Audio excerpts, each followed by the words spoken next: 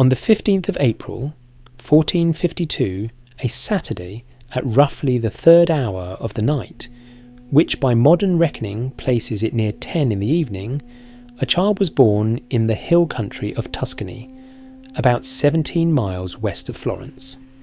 His grandfather Antonio recorded the birth, not in an official register, not in the kind of clean witness document that a family of notaries might be expected to produce. He wrote it at the bottom of the last page of an old notebook that had once belonged to his own grandfather. The entry is brief, almost casual. It reads, "There was born to me a grandson, the son of Ser Piero, my son, on the 15th day of April, a Saturday, at the 3rd hour of the night. He bears the name Leonardo. The mother is not mentioned. That single omission tells you almost everything about the world Leonardo entered. Her name, as we now know from archival research published as recently as 2017 by the art historian Martin Kemp of Oxford and the archival researcher Giuseppe Palanti of Florence, was Caterina Lippi. She was 16 years old. Born in 1436 to a poor farmer near Vinci, she had been orphaned at 14. Her father died first, then her grandmother a year later, leaving her alone with an infant brother and no property, no dowry, no protection. She was, by every social measure of the time, at the very bottom of the world, into which Leonardo's father moved comfortably at the very top. His father, Ser Piero da Vinci, was 25. He was a notary, a certified scribe and legal witness, establishing himself in Florence, notarizing contracts at the Palazzo del Podestà, building the kind of professional reputation that required, above all things, trustworthiness and social respectability. He had almost certainly already arranged his engagement to another woman, Albiera, the 16-year-old daughter of a prominent Florentine shoemaker, a match that was socially and professionally sensible for both families. The dowry was likely already contracted before Leonardo was born. Piero and Caterina did not marry. There was never any serious prospect that they would. What happened instead followed a pattern that Renaissance Italy had quietly normalized.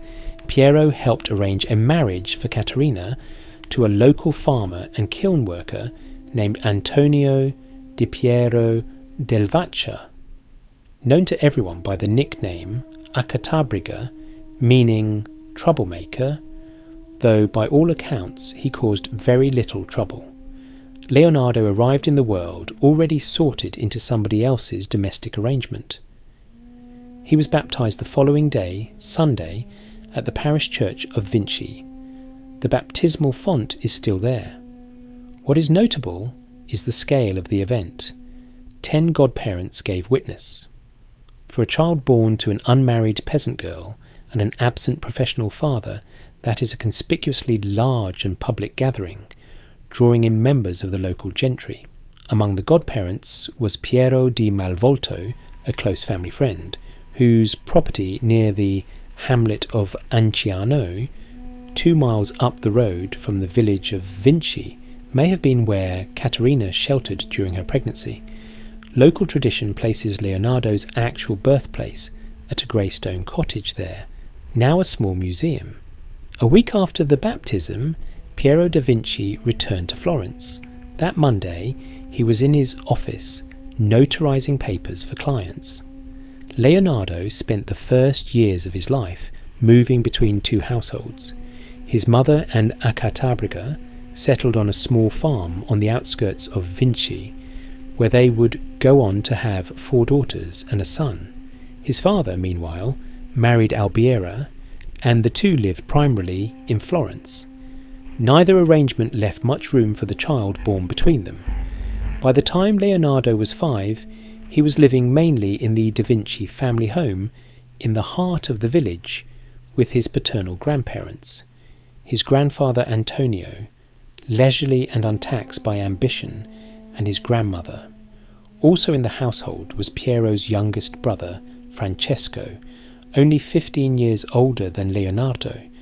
whom a tax document of the period describes in a tone of fraternal exasperation as someone who hangs around the villa and does nothing. Francesco became, in practice, one of the most consistent adult presences in Leonardo's early life. He loved the countryside, avoided the demands of professional Florence, and had time for a curious child in a way that busy fathers and grieving stepmothers generally did not. The one person notably absent was Piero. It is worth being precise about what Piero did and did not do for his son, because the record is clear on both counts. He did eventually bring the boy to Florence around the age of 12, after the deaths of both Leonardo's grandfather Antonio and his first stepmother Albiera, which left Piero alone and the Vinci household without its head. He would later help Leonardo obtain his apprenticeship. These were not nothing, but there is one thing Piero did not do, and which would have been entirely within his power as a notary with established connections.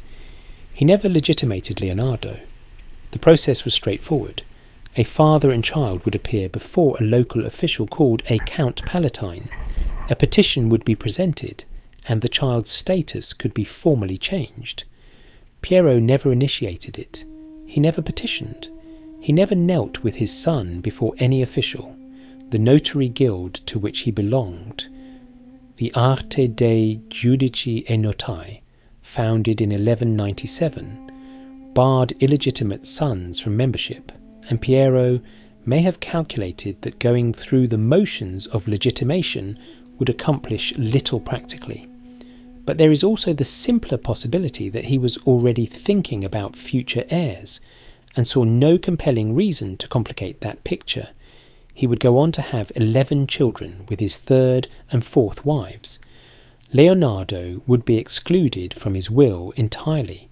What did illegitimacy mean in practice in 1452 Italy? The answer is more complicated than either stigma or freedom, and Leonardo's life sits squarely in that complication. For the aristocratic classes, illegitimacy was barely a whisper.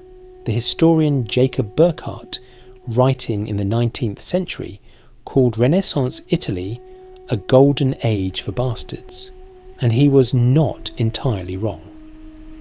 When Pope Pius II visited Ferrara during Leonardo's lifetime, his welcoming party included 7 princes of the ruling Este family, every one of them born outside wedlock, including the reigning duke. The Pope himself had fathered at least 2 illegitimate children, Cesare Borgia, who would later become one of the most feared men in Italy, a cardinal, a military commander, the subject of Machiavelli's Handbook on Power, was the illegitimate son of Pope Alexander VI. Florence arrived like a fever. After the quiet hills of Vinci, the olive groves, the limestone paths, the idle afternoons with Uncle Francesco, the city was something else entirely. Narrow streets packed with noise, cloth dyers working next to goldsmiths, working next to lens grinders. The smell of tanning leather and fresh bread and hot metal all arriving at once. When Leonardo came to Florence around 1464, the city held a population of roughly 40,000 people. That number had once been closer to 100,000 before the Black Death carved through it in the previous century. What remained was leaner, hungrier, and extraordinarily productive.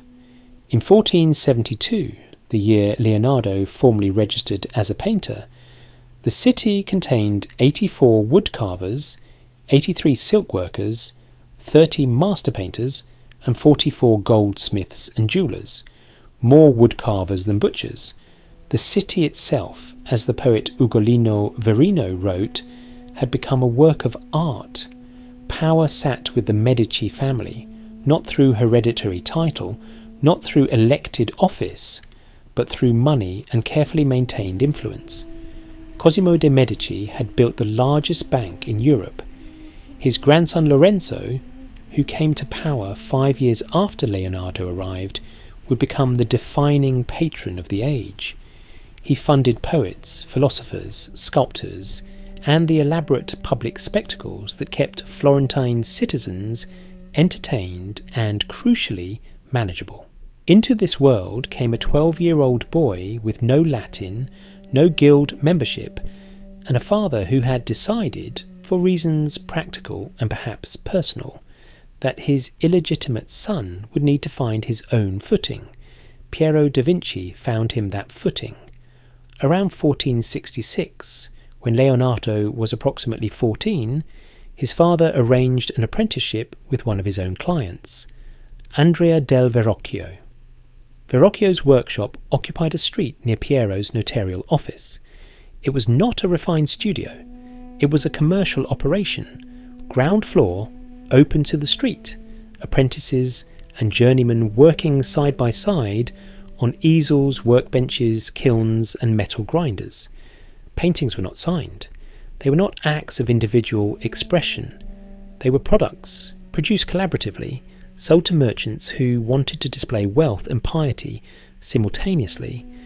The inventory of Verrocchio's shop at the time reads like a surprisingly domestic list: a dining table, beds, a globe, books in Italian, Petrarch, Ovid, popular short stories by the Florentine writer Franco Sacchetti.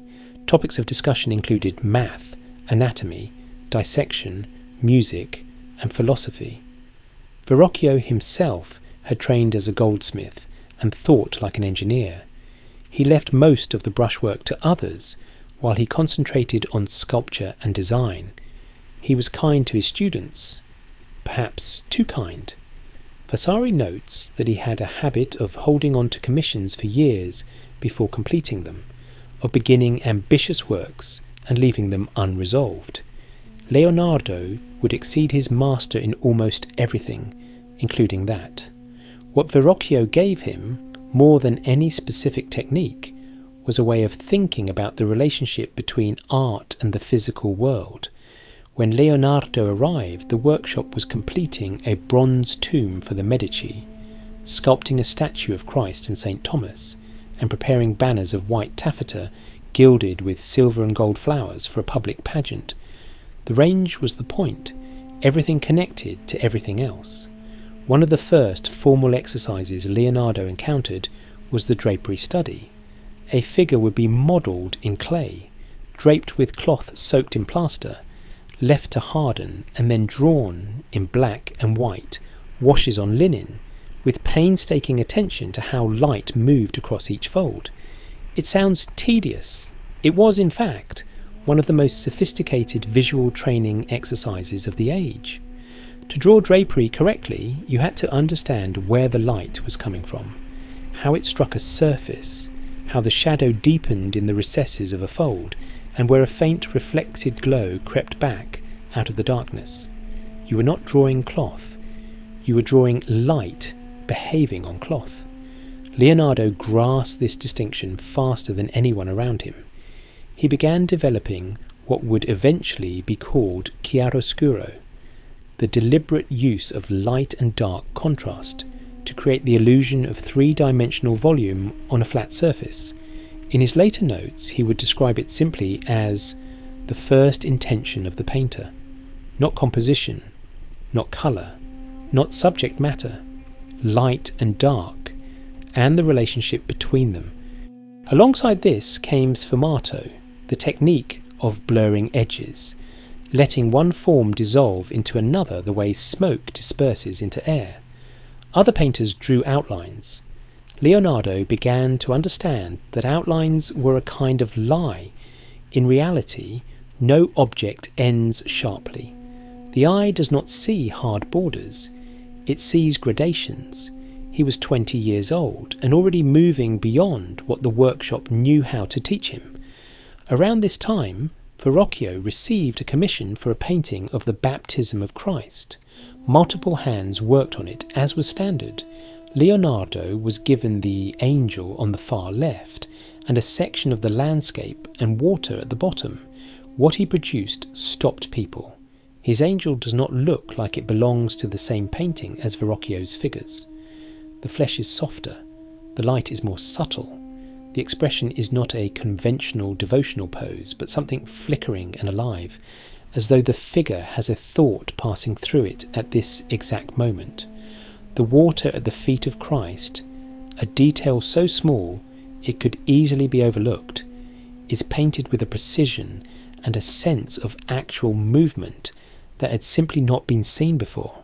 Leonardo had been studying how water behaved, how it folded over a stone, how it carried light differently at different depths.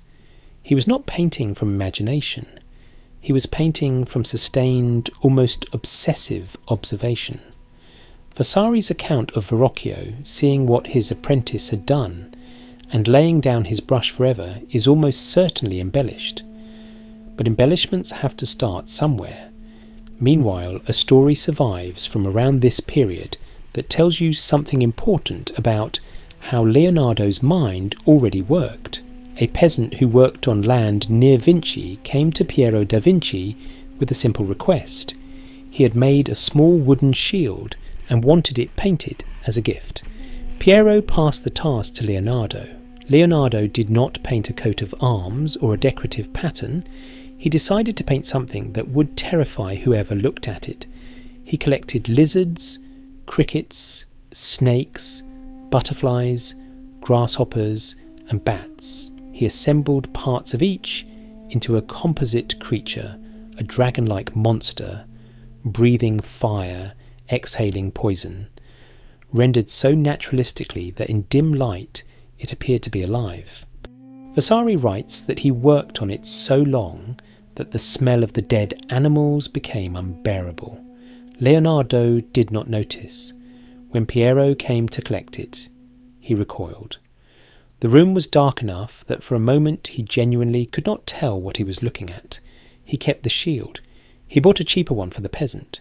He then sold Leonardo's creation secretly to a group of Florentine merchants for 100 ducats.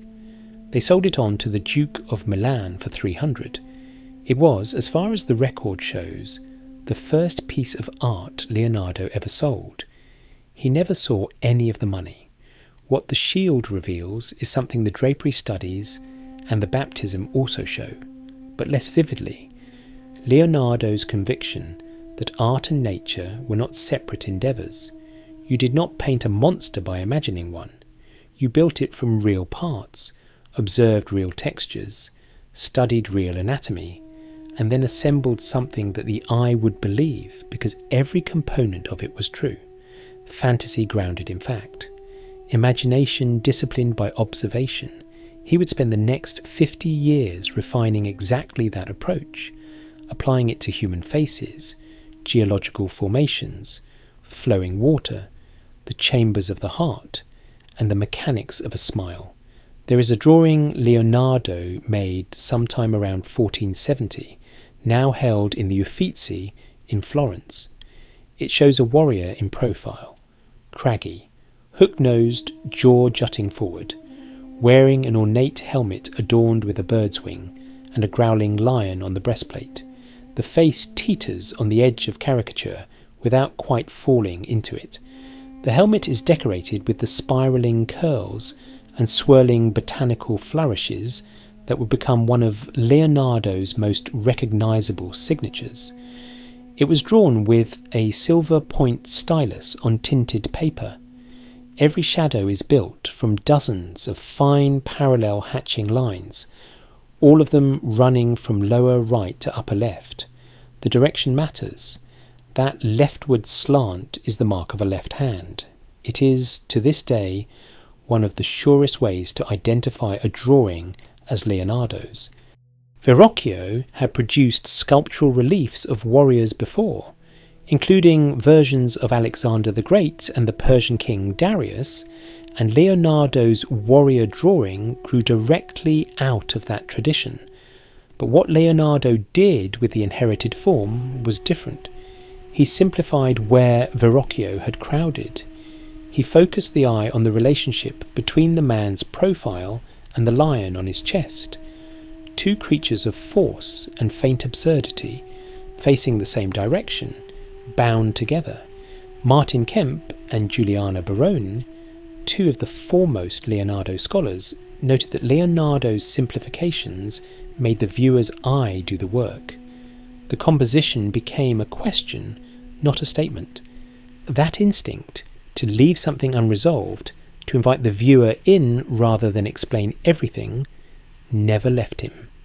Inside Verrocchio's workshop, the education continued on multiple fronts simultaneously. Geometry arrived through the tomb. When Cosimo de' Medici died, Verrocchio designed an elaborate marble and bronze floor slab for his burial. Finished in 1467, the year after Leonardo joined, it featured no religious imagery, only geometric patterns, a circle inside a square, rectangles and half circles arranged according to harmonic ratios derived from the Pythagorean musical scale. Math was not abstract to Leonardo after that.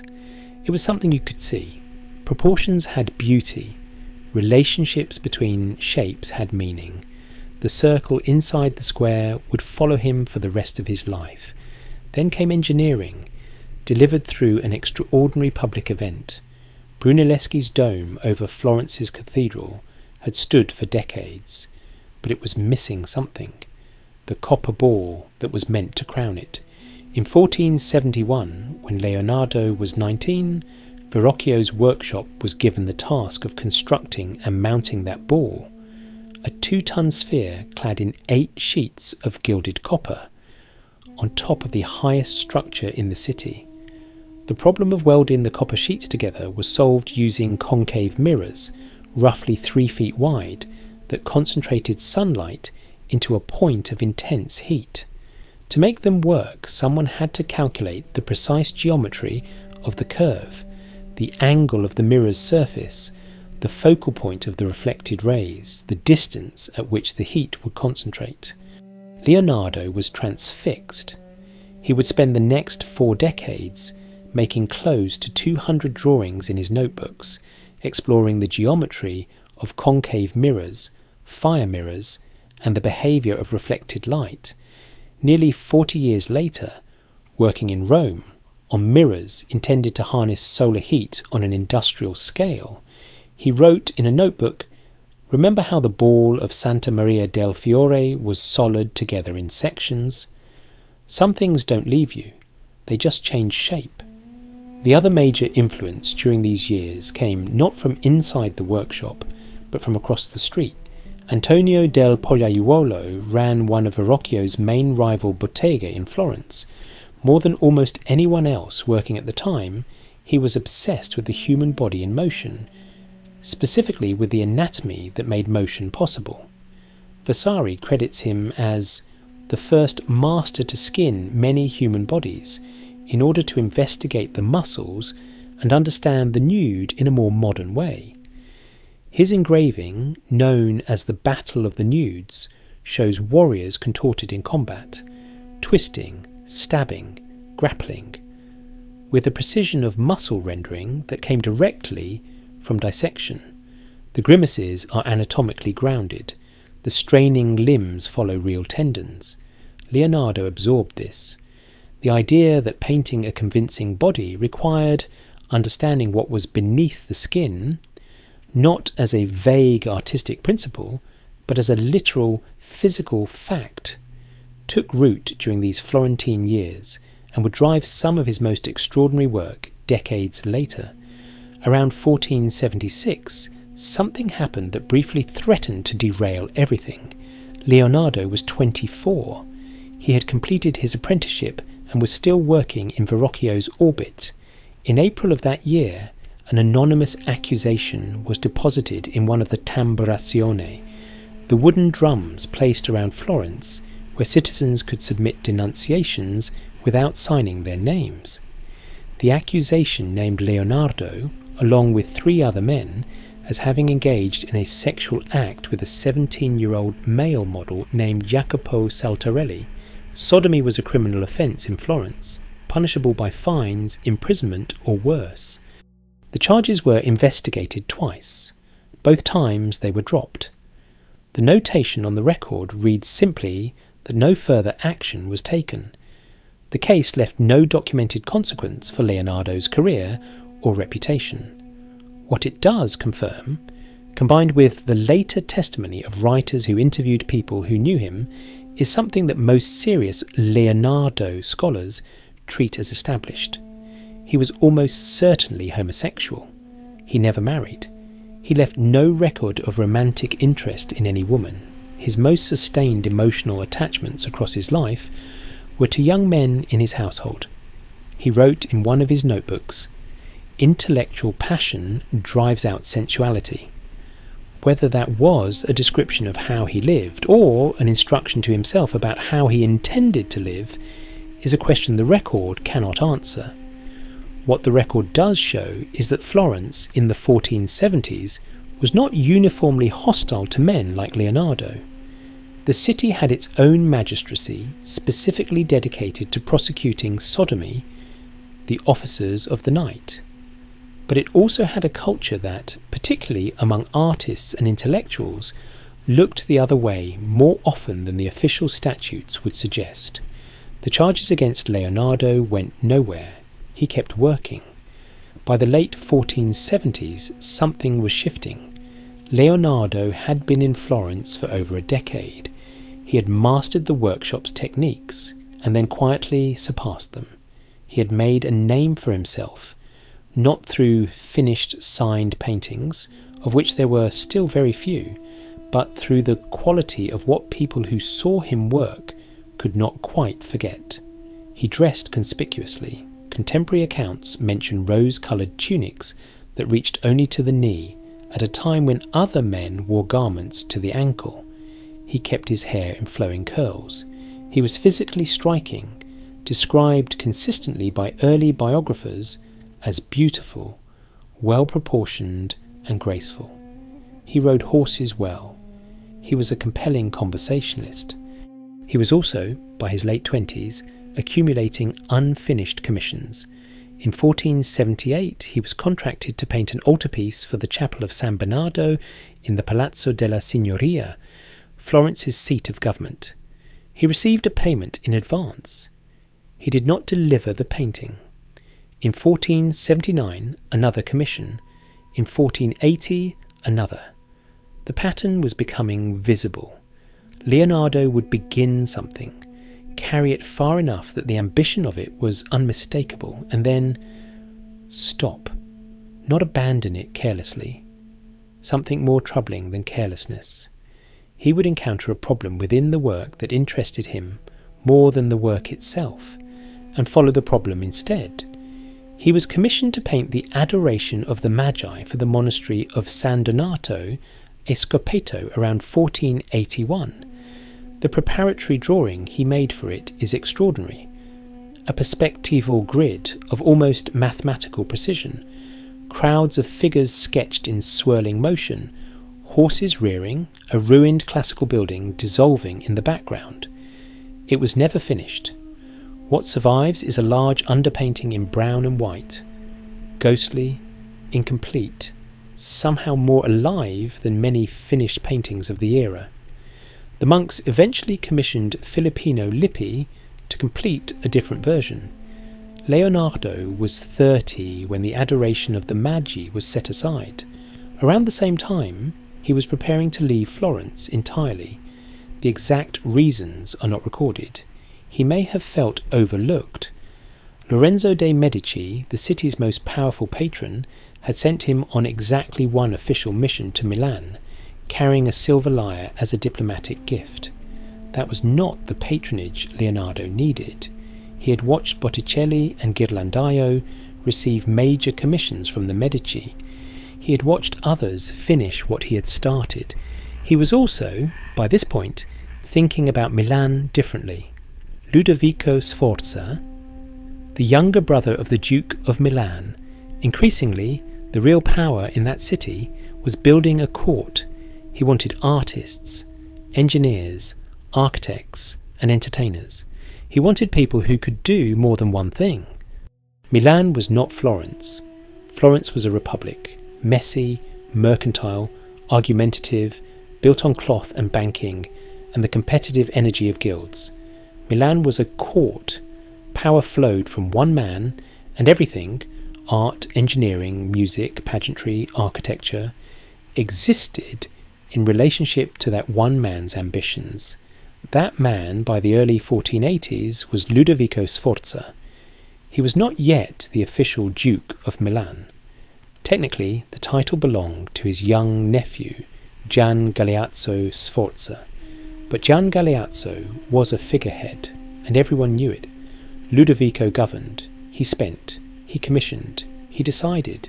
He was swarthy, charismatic, politically shrewd, and hungry for the kind of cultural legitimacy that great art and grand architecture could provide. His nickname was Il Moro, the Moor, a reference to his dark complexion. He had attended Leonardo's own city, Florence, as a 19-year-old visitor in 1471, part of the dazzling 2,000-horse cavalcade that had swept through the city during Lent. Leonardo had been in Verrocchio's workshop at the time, helping design the festivities. Now, a decade later, Leonardo was writing to him. The letter is one of the most remarkable documents in the history of self-promotion. It runs to 11 paragraphs. The first 10 concern military engineering, and they are specific. Leonardo describes portable bridges that could be used in pursuit or retreat. He describes methods for draining moats during sieges. He describes cannon of a new design, more effective than existing models. He describes armoured vehicles, covered and unassailable. He describes mortars capable of hurling small stones like a storm. He describes ships built to withstand fire. He had, at the time of writing, built essentially none of these things. They existed primarily in his mind, as sketches, as possibilities, as problems he believed he could solve.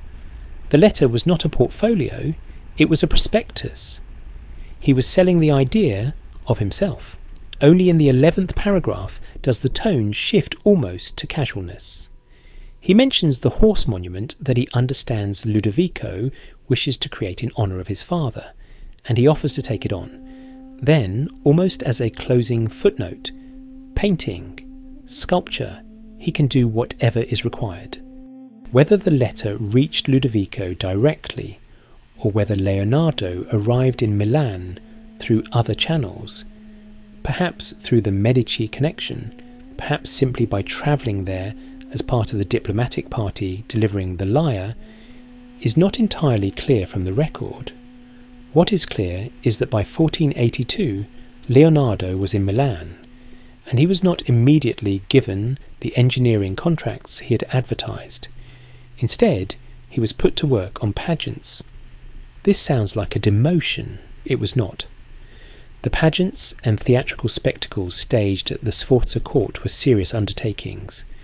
They required stage machinery, moving scenery, flying contraptions, coordinated lighting, elaborate costumes, and a master of ceremonies with enough technical and artistic range to hold all of it together simultaneously.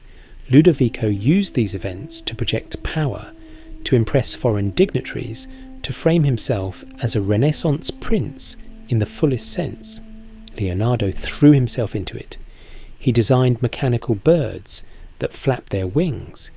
He built egg-shaped orbs that could open to reveal performers costumed as planets. He devised hook and pulley systems to suspend actors in the air. He worked out how to project light onto a scene to create the illusion of a different time of day.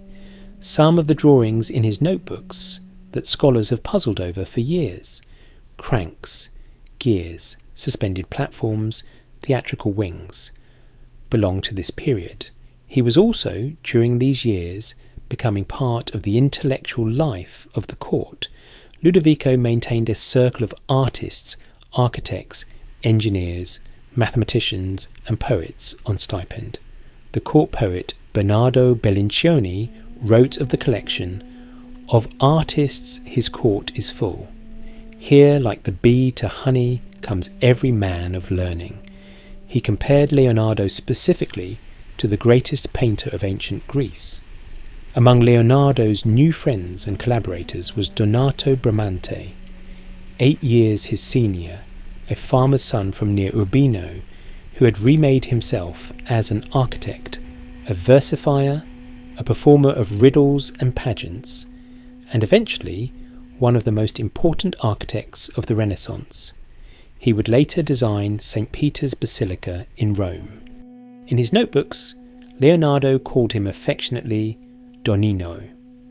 Bramante dedicated a book of poems to Leonardo, describing him as a cordial, dear, and delightful associate. Bramante painted a fresco during this period. 2 ancient philosophers, Heraclitus and Democritus, one weeping, one laughing. The round-faced laughing figure appears to be a self-portrait. The weeping Heraclitus, with flowing curls, rose-coloured tunic, and a manuscript book written in right-to-left mirror script placed before him, is widely believed to be Leonardo, still clean-shaven, in his prime. It is one of the few images we have that gives us any confident sense of what Leonardo actually looked like before old age. In 1483, just over a year after his arrival in Milan, Leonardo received his first significant painting commission in the city. It came not from Ludovico directly, but from a religious confraternity, the Confraternity of the Immaculate Conception, who needed an altarpiece for a chapel in the church of San Francesco il Grande. The contract was precise. The dimensions were specified. The subject was specified. The deadline was specified. 8 months. Leonardo delivered something that bore almost no resemblance to what had been contracted, and produced one of the most technically revolutionary paintings of the century. The Virgin of the Rocks, as it became known, showed the Virgin Mary, the infant Christ, the infant John the Baptist, and an angel arranged in a pyramidal composition in front of a cave. The landscape behind them was not a conventional golden sky or formal architectural backdrop. It was geological, dark, wet rock, pools of still water, plant life clinging to stone in the specific way that plants actually cling to stone. The light source was invisible, not a conventional halo, not a window, not a sun, but present everywhere, modelled on the figures with a subtlety that had simply not been achieved before in paint. The angel on the right side of the composition looked directly out of the painting at the viewer, not at Mary, not at the Christ child, at whoever was standing in front of the canvas. It was an unsettling choice, and a deliberate one. There was an immediate dispute with the confraternity over the work. The details of the argument are partly obscured. It involved payment, possibly also the content, and the legal wrangling dragged on for years. Leonardo eventually produced a second version of the painting, now in London's National Gallery. The original went to the Louvre. The dispute mattered less in the end than what the painting demonstrated, that Leonardo had arrived in Milan not as a military engineer who could also paint, but as a painter who operated in a category of his own. Ludovico noticed. By 1489, Leonardo had received the formal appointment he had angled for since writing his letter 7 years earlier. He was listed officially as one of the 4 primary ducal engineers, described as Leonardo da Vinci, engineer and painter. He was given rooms at the Corte Vecchia, the old Visconti castle in the centre of Milan, recently renovated, repurposed by Ludovico as quarters for favoured courtiers and artists. His studio was on 2 floors facing one of the smaller courtyards. In a large upstairs room that opened onto a roof, he built one of his attempts at a flying machine. He described in his notebooks what an ideal painter's studio should look like: adjustable blinds on the windows to control light, easels on platforms raised and lowered by pulleys, so the painting moved rather than the painter, a system of folding chests to protect works at night. His actual studio was, according to visitors, something closer to productive chaos. His stipend was generous enough to cover his retinue, typically 2 assistants and 3 or 4 students. Whether he actually received it consistently was another matter. Ludovico's finances fluctuated with his military expenses, and Leonardo's notebooks from the later Milan years contain increasingly frustrated drafts of letters demanding overdue payment. Somewhere in Milan, probably in the late 1480s, Leonardo wrote himself a to-do list. It begins practically enough: the measurement of Milan and its suburbs, then get the master of arithmetic to show you how to square a triangle, then ask Giannino the bombardier about how the tower of Ferrara is walled, then ask Benedetto Protinari by what means they walk on ice in Flanders, then get the measurement of the sun promised me by Maestro Giovanni Francese, the Frenchman, and then, almost buried among the engineering queries and mathematical problems, go every Saturday to the hot bath where you will see naked men. The next item on the same list is inflate the lungs of a pig and observe whether they increase in width and in length, or only in width. This is Leonardo's mind in its natural state, not curated, not performing, just moving. Roughly 7,200 pages of his notebooks survive today.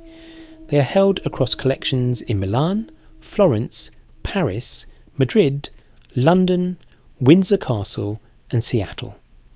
What survives is almost certainly a fraction of what he produced. Francesco Melzi, who inherited the notebooks at Leonardo's death, kept them carefully.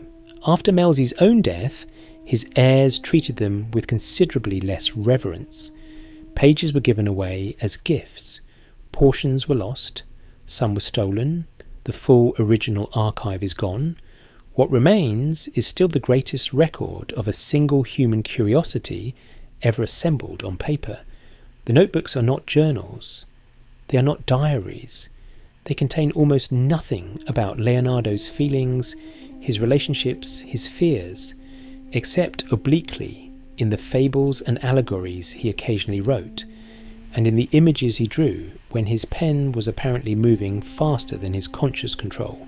What they contain instead: anatomical drawings of extraordinary precision alongside grocery lists, geometric proofs alongside sketches of faces, engineering diagrams alongside riddles, water studies alongside observations about the way candlelight moves across a curved surface.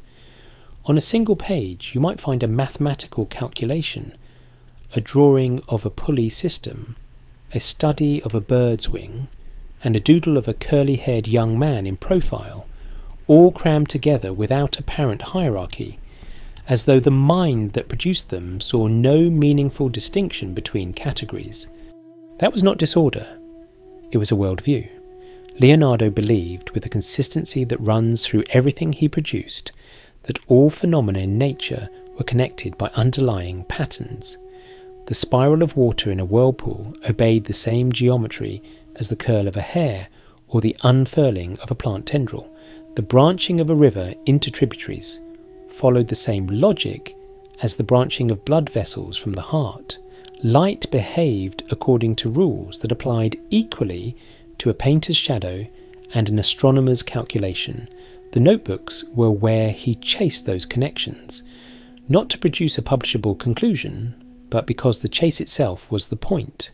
He wrote mirror script throughout, right to left, each letter reversed, not as a code, as is sometimes still claimed, but because he was left-handed and found it more natural to pull his pen leftward across the page without smudging fresh ink. It was not difficult to read for anyone who tried. Contemporaries who knew him mentioned it without suggesting mystery or deliberate concealment. The notebooks were also, practically speaking, his version of a sketchbook, a laboratory notebook, a commonplace book, a financial ledger, and a drafting table, all simultaneously. Leonardo could not afford to waste paper, so he used every inch. Margins were filled, corners were used. The back of one drawing might carry notes from a completely different subject, written months or years later. This density makes the notebooks extraordinarily difficult to date and sequence. Scholars have spent careers on single codices. The situation was complicated further by the fact that Leonardo himself did not organise them. He gathered related pages together at various points, sometimes making outlines of proposed treatises on painting, on water, on anatomy, on the flight of birds, and then filling the pages in no particular order, following curiosity rather than chapter structure. Several of his proposed treatises were announced, partially assembled, and never completed. The treatise on painting exists only in a compilation made after his death from his scattered notes. The anatomy treatise, which a visitor in 1517 described as containing drawings that had never been done by anyone before, was never organised for publication. The hydraulics treatise was outlined multiple times and never finished. He was not a bad writer. The notebooks contain passages of real precision and occasional beauty. His description of a dark cave, his account of watching water fall into a pool, his instructions to a painter on how to observe a face in a crowd. He could explain complex ideas clearly when he chose to. What he could not do or would not do was stop. Every proposed treatise ran into the same problem. The subject kept expanding. The painting treatise required understanding optics. Optics required understanding the eye. The eye required anatomy. Anatomy led to the heart. The heart led to hydraulics. Hydraulics led back to the painting treatise, except now there were 67 new words for the behaviour of water that needed to be accounted for. He made, at one point, a list of 67 Italian words to describe different aspects of water flow: risaltazione, circolazione, revoluzione, ravoltamento. He was not building a vocabulary for its own sake. He was trying to find language precise enough to match what he was seeing. The to-do lists scattered through the notebooks are among the most revealing things he left behind, because they show the texture of his daily curiosity at a granular level. Some items are practical: draw Milan. Some are social: ask Giannino about the tower. Some are quietly astonishing in their specificity: observe the goose's foot. If it were always open or always closed, the creature would not be able to make any kind of movement. And then there is the item that, among everything Leonardo ever wrote, perhaps best captures what made him unlike anyone else working in his century. Describe the tongue of the woodpecker. No painting required it. No commission demanded it. No patron would have paid for it.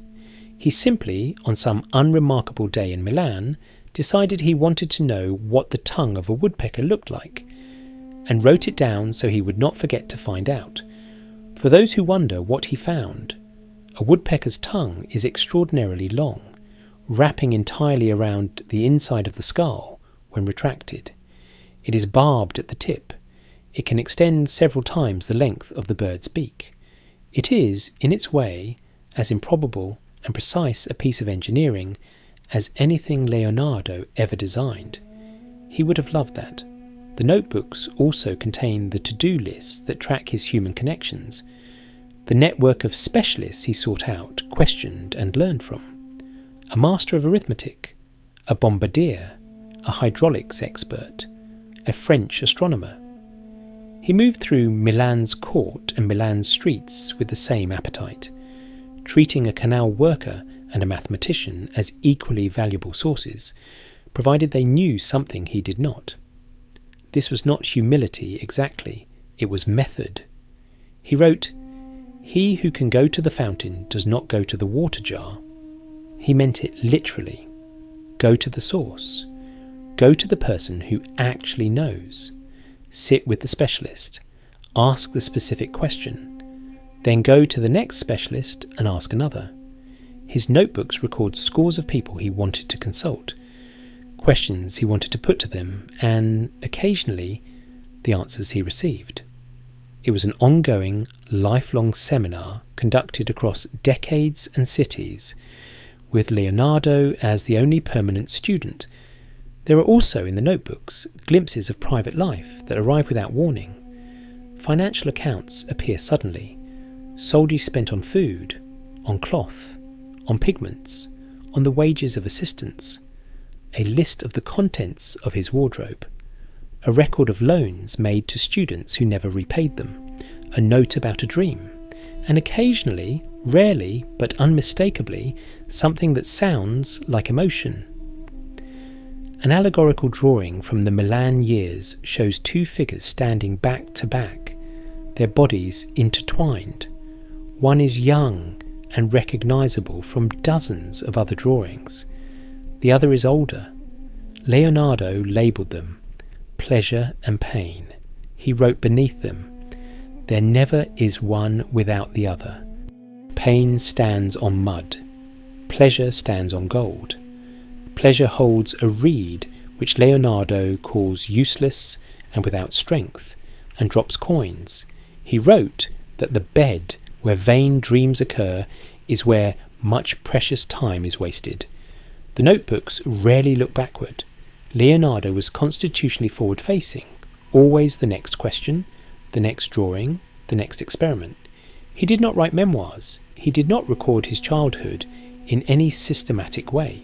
He did not, as far as the surviving record shows, correspond regularly with his family in Vinci or reflect on his early years with anything resembling nostalgia. But twice, in the middle of his working life, something pulled him back. Both times what surfaced was darkness. The first memory he recorded arrived while he was studying the flight of birds, specifically a hawk-like bird called a kite, with its forked tail and long, elegant wings built for soaring. He was observing how it spread and lowered its tail on landing, and then, without apparent transition, a memory from infancy surfaced. He wrote, "Writing about the kite seems to be my destiny, since among the first recollections of my infancy, it seemed to me that, as I was in my cradle, a kite came to me and opened my mouth with its tail and struck me several times with its tail inside my lips."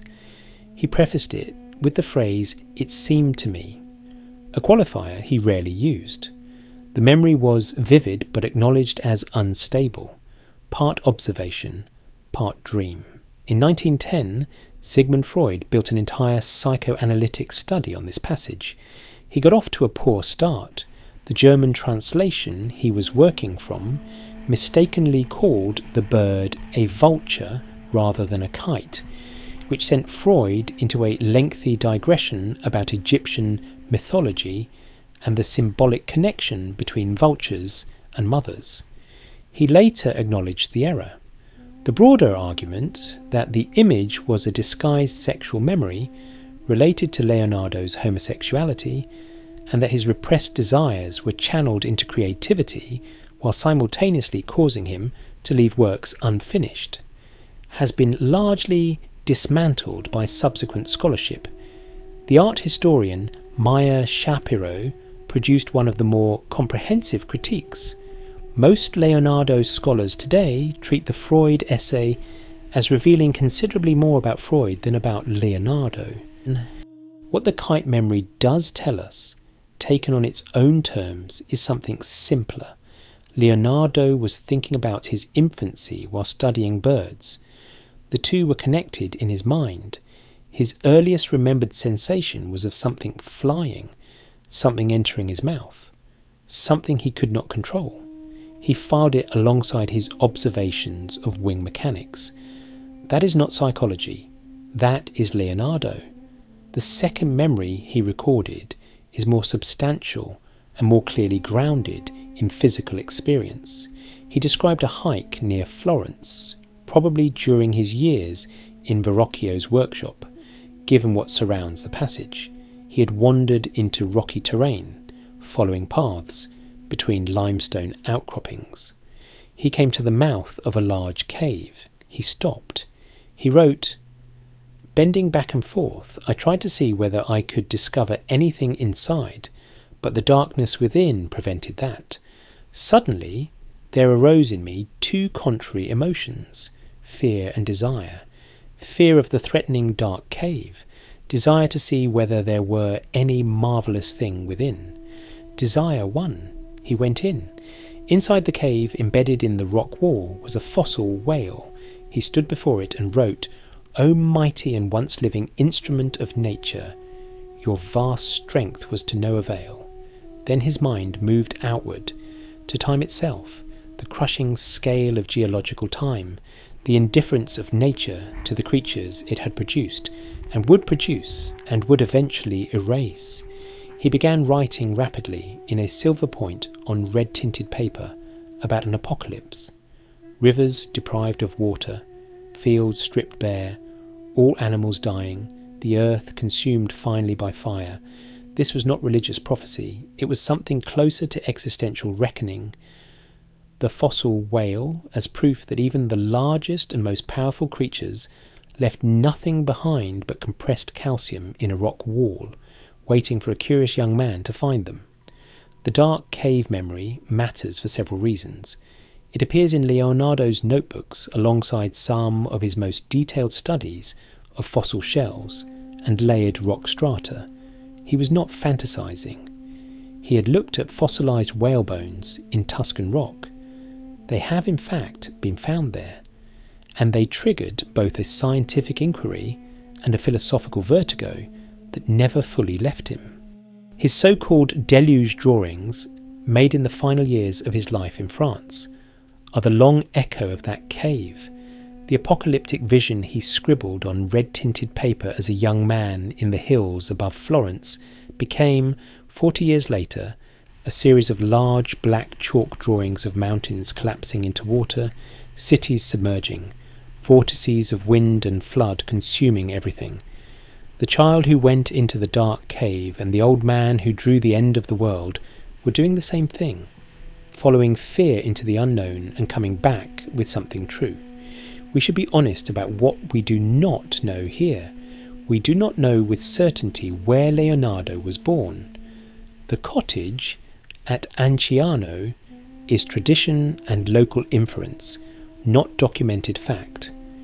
We do not know the precise nature of his relationship with his mother during his early years, or what he felt when she left to build her life with a Catabriga. We do not know whether the kite memory was a genuine recollection, a waking dream, or something he had constructed over years of returning to it. What we can say is this: the two experiences he chose to record, out of an entire childhood, both involve something entering a space where light fails. The kite enters the open mouth. The young man enters the dark cave. In both cases, what comes back out is not certainty, but a deepened capacity for wonder and for dread. Those two things, wonder and dread, run through Leonardo's work with a consistency that no single biographical fact quite explains. His mother Caterina was, as established by Kemp and Palanti's archival research published in 2017, a 16-year-old orphaned peasant girl. That research was possible only because of records that had gone unexamined for centuries. Before 2017, she had been theorized as everything from an Arab slave to a Chinese slave, speculation that the documentary record does not support. She was a local girl, poor, unprotected, young. She reappears in Leonardo's life only once, with any documentary clarity. In July 1493, in Milan, when Leonardo noted in his notebook with characteristic repetition, "On the 16th day of July," Caterina came on the 16th day of July 1493, that she had arrived to live with him. Her husband, a Catabriga, had died. Their son had been killed by a crossbow bolt. She was in her late 50s. She had nowhere else to go. Leonardo's accounts show he gave her 20 soldi, 4 times what he gave Salai that same month. She is listed among his household expenses. She died the following year, in June 1494. The parish record in Milan describes her as Caterina from Florence, 60 years old, died of malaria. She was probably closer to 58. Leonardo recorded her funeral expenses in his notebook. The list is careful. 3 pounds of candle wax, the bier, a pall, bearers, 4 priests, 4 clerks, bell, book, sponge, gravediggers, the dean, the licence. Total, 106 soldi. He had spent that same year 4 times as much on silver cloth and velvet trim for a cloak for Salai. There is a line in one of Leonardo's unsent letters that cuts through all the mythology. Of the horse I will say nothing, because I know the times are bad. It was drafted sometime in 1497, addressed to Ludovico Sforza. Around it, in fragments, the letter was later torn in half, are other phrases. You remember the commission to paint the Camerini, 2 years of my salary still not received. He did not send it, or if he did, he kept the draft. This is the other Leonardo, not the visionary filling notebooks with woodpecker tongues and heart valve diagrams, but the working professional trying to get paid, managing a household of assistants and students, navigating under specific indignities of life as a court artist dependent on a single powerful patron whose priorities shifted with the political weather. To understand what Leonardo's financial life actually looked like, it helps to know what money meant in Milan in the 1490s. The ducat, the gold coin of Venice used widely across northern Italy, contained 3.5 grams of gold, making it worth roughly the equivalent of a substantial day's wage for a skilled craftsman. 1 ducat was worth approximately 7 lire, or 120 soldi. Leonardo's funeral expenses for his mother came to 106 soldi, less than 1 ducat. The cloak he bought for Salai that same year cost several times more. His official stipend at the Sforza court, when paid, was generous by the standards of the time, but it was irregular. Ludovico's military expenditures rose sharply through the 1490s as French pressure on Milan increased. Artists and engineers on the court payroll were among the first to feel the delay. Leonardo tracked money with the precision of his father's profession, if not his father's calling. His notebooks contain detailed accounts. Soldi spent on food, on pigments, on candles, on cloth, on the wages of assistants. He lent money to students who never repaid him and recorded each loan without apparent bitterness. He noted the cost of his own boots. What he could not control was the larger machinery of patronage on which his career depended. The horse monument is the clearest example of how that machinery could fail. Ludovico had commissioned the equestrian statue of his father, Francesco Sforza, sometime around 1489. The scale was unprecedented. A bronze horse and rider that would have weighed 75 tons, far exceeding anything Verrocchio, Donatello or any other sculptor had attempted. Leonardo spent years on it. He studied horses with an intensity that bordered on obsession, filling notebooks with anatomical drawings of specific animals, their muscles, their bone structure, the precise mechanics of different gaits. He eventually produced a clay model at full scale. It was enormous. Contemporary accounts describe Milanese citizens coming simply to look at it. It was never cast. In 1494, with French forces under Charles VIII moving through Italy and the political situation in Milan becoming precarious, Ludovico redirected the bronze that had been set aside for the monument. It was melted down and sent to Ferrara to be made into cannon. Leonardo recorded this without extended comment. Of the horse I will say nothing, because I know the times are bad. The clay model survived for a few more years. French troops who occupied Milan in 1499 used it for target practice with their crossbows. By the time Leonardo left the city, it was already deteriorating. Eventually, it collapsed. Nothing of it remains. Ludovico Sforza fell from power in 1499. Captured by the French forces he had spent years trying to appease and outmaneuver. He died in a French prison in 1508. The man who had been Leonardo's primary patron for nearly 2 decades, who had given him rooms, a stipend, a vineyard, and the largest commission of his career, ended in a cell. Leonardo was already gone by then, having left Milan in December 1499. What followed was a period of sustained professional instability that is sometimes glossed over in accounts of Leonardo's life, but which lasted in various forms for nearly 15 years. He spent time in Mantua, where Isabella d'Este, one of the most formidable collectors and patrons in Italy, pressed him repeatedly to paint her portrait. He made a preparatory drawing. He never produced the painting. Isabella wrote increasingly frustrated letters to her agents in Florence, asking them to apply pressure. Leonardo did not respond. He moved to Venice, where the city sought his advice on how to defend against a potential Turkish invasion. He proposed flooding the Isonzo River plain. The idea was not implemented. He returned to Florence in 1500, to a city he had left nearly 2 decades earlier. The political landscape had changed entirely. The Medici had been expelled. Savonarola had risen and fallen. The Republic had been restored. Florence was not the city of Lorenzo the Magnificent anymore. He was received with interest, even excitement. His reputation had preceded him. But commissions were slow to materialize into finished work. In 1502, he accepted the most morally complicated employment of his career. He became a military engineer and surveyor for Cesare Borgia.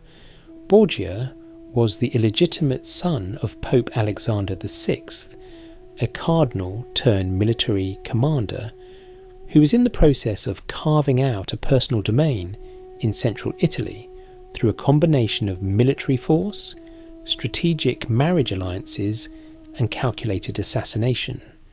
Machiavelli, who served as a Florentine envoy to Borgia's court and later used him as the primary model for the prince, described him as a man who controlled fortune rather than being controlled by it. Leonardo travelled with Borgia's forces through the Romagna, Urbino, Pesaro, Rimini, Cesena, Imola, producing extraordinarily precise maps of towns and territories. His map of Imola, produced in 1502, is among the most accurate town plans made in the Renaissance. It was produced using measured surveys, a magnetic compass, and a systematic approach to scale that was decades ahead of standard cartographic practice. He also inspected fortifications, evaluated harbours, and presumably provided engineering advice on military operations, though the record of exactly what he advised and what was implemented is incomplete. He left Borgia's service in early 1503, shortly before Borgia's own fortunes collapsed following the death of his father, the Pope. Whether Leonardo was troubled by working for a man of Borgia's methods is a question the notebooks do not directly answer. He was not, by the evidence, a man given to moralizing about his patron's conduct in his written work. What the period with Borgia produced, practically, was some of the finest cartographic work of the age, and a continued sharpening of his engineering eye. Back in Florence, another major commission arrived, and produced another famous non-completion. The Florentine government commissioned Leonardo to paint the Battle of Anghiari on one wall of the Great Council Hall in the Palazzo della Signoria. Michelangelo was commissioned to paint the opposite wall with the Battle of Cascina. It was the most significant public artistic commission in Florence since Ghiberti's baptistery doors. Leonardo began work. His preparatory drawings for the central section, a ferocious tangle of horses and soldiers fighting over a military standard, are among the most powerful things he ever put on paper. The faces of the horses are contorted with the same anatomical precision as the faces of the men. Rage and effort and the specific mechanics of violence are rendered simultaneously. He devised an experimental technique for the wall, a variation on encaustic painting using heated wax-based pigments, that failed. The paint began to run when exposed to the heat needed to dry it. He abandoned the project. Michelangelo's Battle of Cassina was also never finished, for different reasons. Today, neither painting exists. Both survive only in copies and preparatory drawings made by other artists who studied them before they were lost or painted over. The Florentine government was patient with Leonardo, then frustrated, then resigned. His salary was reduced. The terms of the commission were renegotiated. Eventually, the project simply stopped. In the refectory of Santa Maria delle Grazie, Milan, there is a nail hole. It sits in the plaster at the centre of the north wall, roughly level with the right temple of the figure of Jesus in Leonardo's Last Supper. Leonardo hammered it there himself, probably around 1495, before he began painting. From that nail he stretched thin cords outward across the wall surface, pressing them against the plaster to leave faint guidelines. The receding lines of perspective that would govern the entire composition. Everything in the painting converges on that nail hole. The ceiling beams, the tops of the tapestries hanging along the side walls, the angles of the painted room's floor, all of it points, ultimately, to the forehead of Christ. The nail hole is still there. The painting around it has been restored 6 times, bombed, flooded, scraped, repainted, varnished, revarnished, and studied with infrared reflectoscopy and microscopic sampling. The nail hole survived all of it. That small puncture in the plaster is about as close as we can get, physically, to Leonardo at work. The commission came from Ludovico Sforza, who had chosen the church and convent of Santa Maria delle Grazie as his family's mausoleum. His architect Bramante had already redesigned part of the building. For the north wall of the new refectory, the dining hall where the Dominican monks ate their meals, Ludovico wanted a Last Supper. It was one of the most painted subjects in Christian art. Every significant Florentine and Milanese artist of the previous century had attempted it. The conventions were established. Long table, Christ at centre, apostles arranged symmetrically on either side, Judas sometimes separated on the near side of the table. Leonardo ignored most of the conventions. He placed all 13 figures on the far side of the table, facing the viewer, a choice that turned the painting into something closer to a stage. He arranged the apostles in 4 groups of 3, clustered and differentiated by gesture and expression. He chose a specific moment, the seconds immediately after Christ has said, "One of you will betray me," not the institution of the Eucharist, not the moment of Judas's departure, but the instant of maximum psychological disruption, when the words have just landed and the reactions are still forming. The composition required him to solve multiple problems simultaneously. The painted room behind the figures had to appear as a convincing extension of the actual refectory. The tapestries in the painting were aligned with real tapestries in the room. The light source in the painting, falling from the upper left, matched the actual window high on the left wall of the refectory. When a monk entered the dining hall through the door on the right side of the room, Leonardo's slightly adjusted perspective made Christ's left hand appear to gesture directly toward him. None of this was accidental. Leonardo had determined an ideal viewing point, roughly 30 feet from the wall, 15 feet off the ground at eye level with Christ, and then built a series of optical compensations outward from that point, so the painting would read naturally from the various actual positions a monk might occupy in the room. He accelerated the perspective of the ceiling, so it receded faster than natural perspective would dictate, creating an illusion of greater depth. He hid the point where the floor would have met the back wall behind the table itself. He added a painted cornice to disguise the fact that the ceiling did not extend all the way to above the table. Every trick he had learned designing theatrical scenery, the accelerated stage sets, the perspectival backdrops, the coordination of painted and physical space, was applied here. His working method alarmed the church prior. Witnesses described Leonardo arriving at dawn and mounting the scaffolding, sometimes painting without pause from sunrise to sunset, forgetting to eat. On other days he would come, stand before the wall for 1 or 2 hours without touching a brush, and leave. On the most dramatic days he would arrive suddenly in the middle of the afternoon, apply 2 or 3 brush strokes to a single figure, and depart. The prior complained to Ludovico. Leonardo was summoned. What followed was, by Vasari's account, one of the more satisfying conversations in the history of art patronage. Leonardo explained that men of the highest creative capacity often accomplish the most when they appeared to be working least, that ideas required time to mature, that intuition needed nurturing, that standing motionless before a wall was not idleness, but a different kind of labour. He also mentioned that he was having difficulty finding a model for Judas, and that if the prior continued to interfere, he might simply use the prior's own face. The Duke was moved to wondrous laughter, Vasari wrote. The prior returned to his garden. The 12 apostles are arranged with a precision that rewards sustained looking.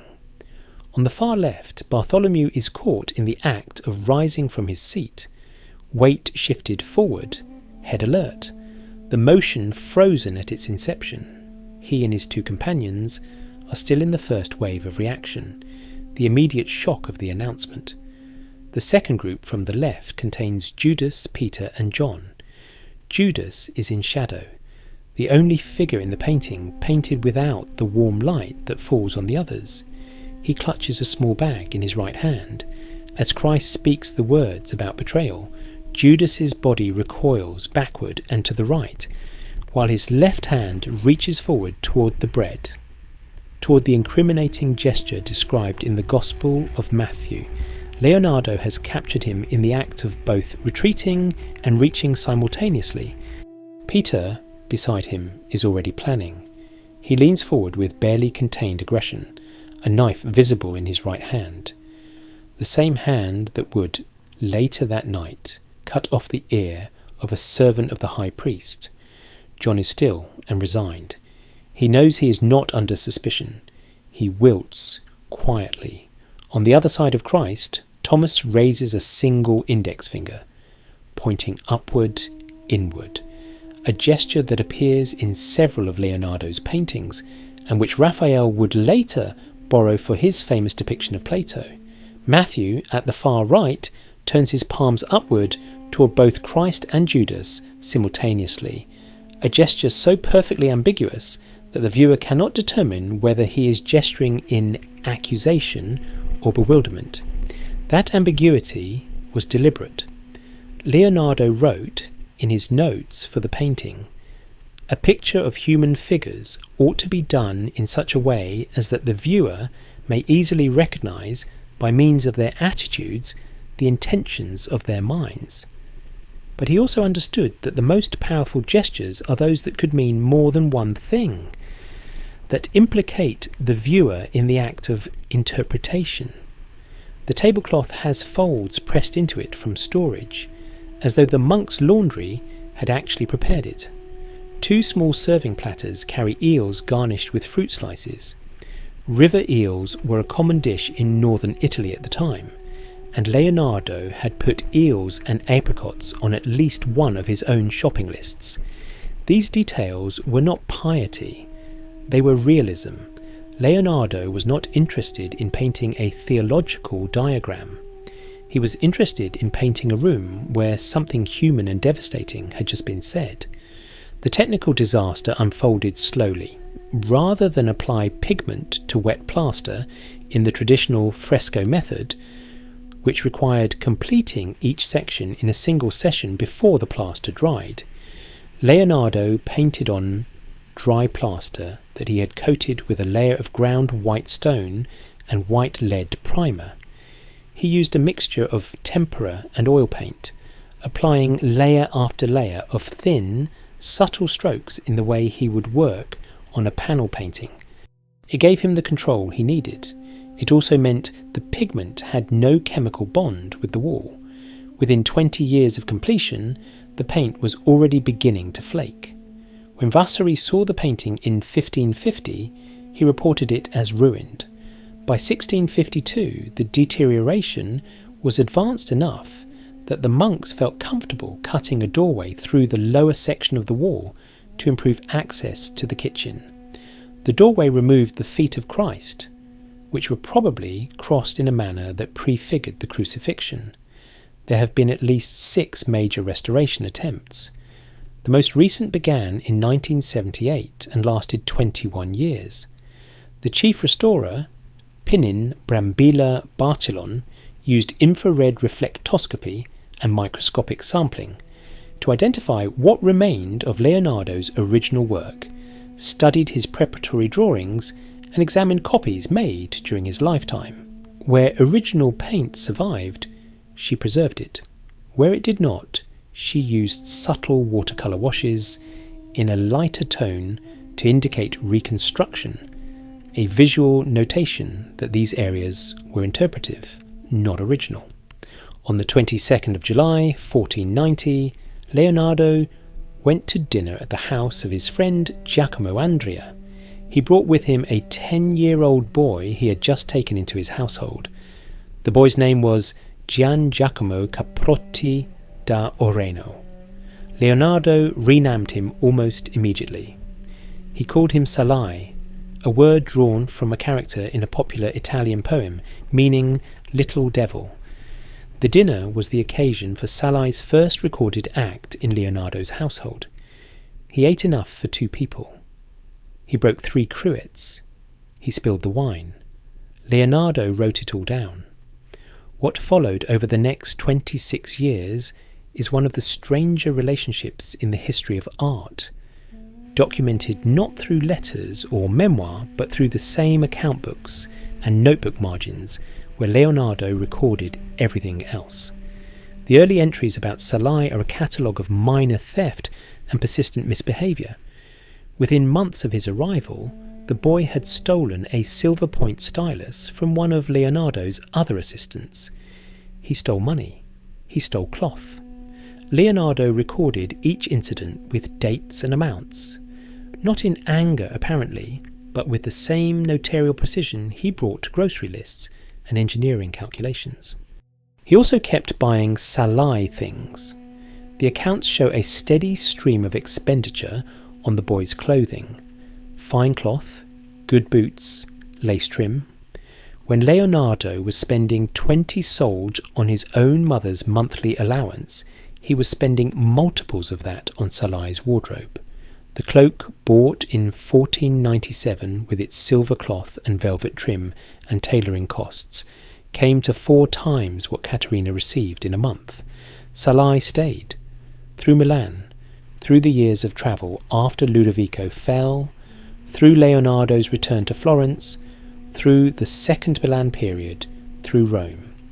He was still in Leonardo's household in 1516, when Leonardo left Italy for France, though he chose not to make the journey himself, settling instead at the Milan vineyard.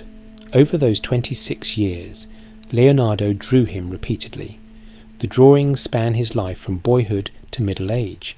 A silver point study from around 1504 shows a young man in profile, long neck, fleshy chin, heavy-lidded eyes, lips set in what might be amusement or contempt or both. Another chalk drawing from around 1510 shows the same face, slightly older, the features thickening almost imperceptibly. A tender sketch from around 1517, made when Salai was in his late 30s, renders him still boyish in memory, the curls still tight, the expression still carrying that edge of pleasant insolence. Leonardo wrote in one of his notebooks that he greatly delighted in Salai's hair. Vasari confirmed it. The curls were famous. He also drew, at some point during the Milan years, an allegorical image he labelled Pleasure and Pain. Two figures stand back to back, bodies intertwined, arms entangling.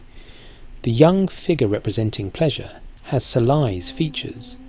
The older figure representing pain does not obviously resemble anyone specific. Leonardo's note beneath them: there never is one without the other. This is as close as the record comes to Leonardo describing, in his own words, what that relationship cost him. We should be clear about what the record establishes and what it does not. The sodomy accusation of 1476, which named Leonardo and 3 others in connection with a 17-year-old male model, was investigated twice and dropped both times. It left no documented consequence. It is the only legal record touching on Leonardo's sexual life. What the broader record establishes, through the drawings, the accounts, the testimony of contemporaries collected by Lamazzo, who interviewed people who knew Leonardo, and through the considered assessment of most serious Leonardo scholars, is that his primary emotional and probably erotic attachments were to young men. He never married. He left no record of romantic feeling toward any woman. The sustained nature of his connection to Salai, across more than a quarter century, and through every kind of professional and personal disruption, speaks to something that the account books alone cannot fully contain. Leonardo himself wrote almost nothing directly on the subject. What he wrote instead was oblique, allegorical, occasionally self-critical. In one notebook passage, he described the bed as a place where much precious time is wasted and many vain pleasures are enjoyed, both by the mind in imagining impossible things and by the body in partaking of those pleasures that are often the cause of the failing of life. He connected this to pleasure's useless reed, phallic, unproductive, the source of eventual pain. He also wrote, more simply, intellectual passion drives out sensuality. Whether this was a description of how he lived or an instruction to himself about how he meant to live is something the notebooks cannot resolve. Possibly it was both at different times.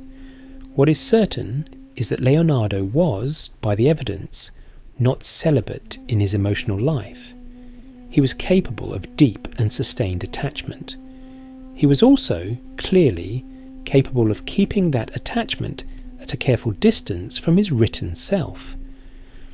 Salai was not the only significant person in Leonardo's household. In 1507, a young man from a noble Milanese family named Francesco Melzi joined Leonardo's retinue. He was approximately 14 years old. Over the following 12 years, until Leonardo's death, he became something the record is more willing to name directly, a surrogate son, where Salai was volatile, charming, light-fingered, and intermittently present. Melzi was steady. He managed Leonardo's correspondence. He organised his papers. He kept lists of books Leonardo wanted procured. He drew careful architectural sketches from the windows of whatever house they occupied. When Leonardo died, Melzi wrote to Leonardo's half-brothers in Florence. The letter survives. It reads, in part, "He was to me the best of fathers." Melzi inherited the notebooks, all of them.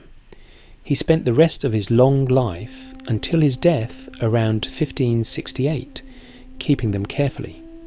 He compiled from them what became known as the Treatise on Painting. He allowed scholars access. He treated the archive as a responsibility. After his death, his heirs did not. The comparison between Salai and Melzi runs through the last 2 decades of Leonardo's life, like a quiet counterpoint. Salai received money, clothes, affection, and, eventually, half of the Milan vineyard. Melzi received the notebooks, the drawings, and the paintings. The difference in what was given to each tells you something about how Leonardo understood the two relationships, even if the notebooks never quite say it plainly. There is one more person who moves through the margins of this period and deserves to be named. Caterina, not his mother, but a different Caterina, listed in his household accounts in Milan in the early 1490s, appears briefly as a domestic presence, given small amounts of money, and then disappears from the record. Whether she was a servant, a distant relative, or someone else entirely is not established. Her presence in the accounts is real. Her identity is not. This is a recurring feature of Leonardo's personal record. People appear, are noted with characteristic precision, a name, a date, a sum, and then vanish, leaving no explanation. He was surrounded by people throughout his adult life: students, assistants, patrons, collaborators, friends, a court poet who dedicated books to him, a mathematician who called him a dear companion, a king who said he believed no man born in the world had known as much. And yet the notebooks, for all their 7,200 pages, are fundamentally alone.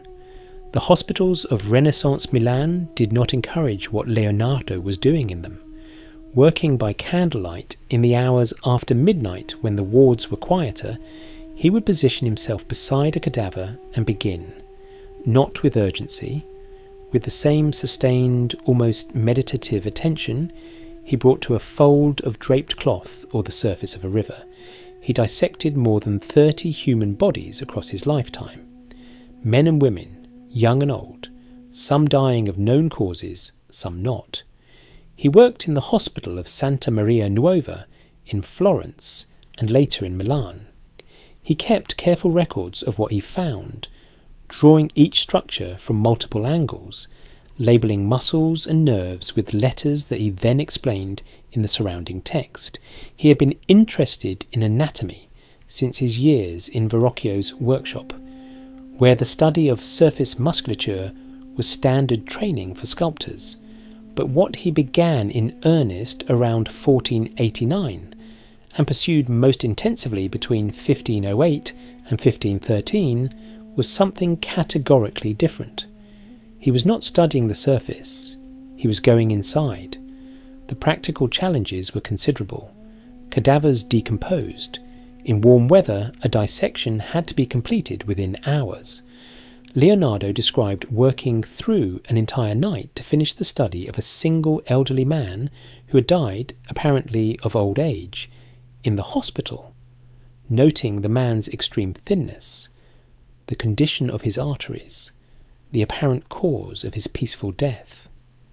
He then made drawings of the heart and vascular system that remain among the most technically precise anatomical illustrations produced before the modern era.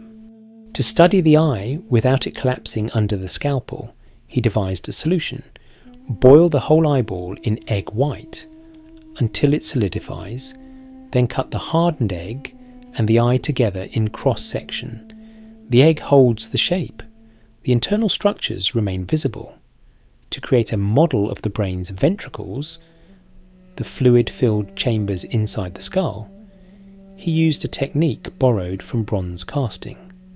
He injected hot wax into the ventricles of a cadaver brain through a small hole, waited for it to cool and harden, then carefully removed the surrounding tissue to reveal the wax cast.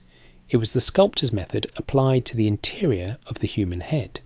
To understand the aortic valve, the structure that prevents blood from flowing back into the heart after each contraction, he built a glass model of the heart chamber, an aortic root, filled it with water, and added grass seeds to make the flow visible.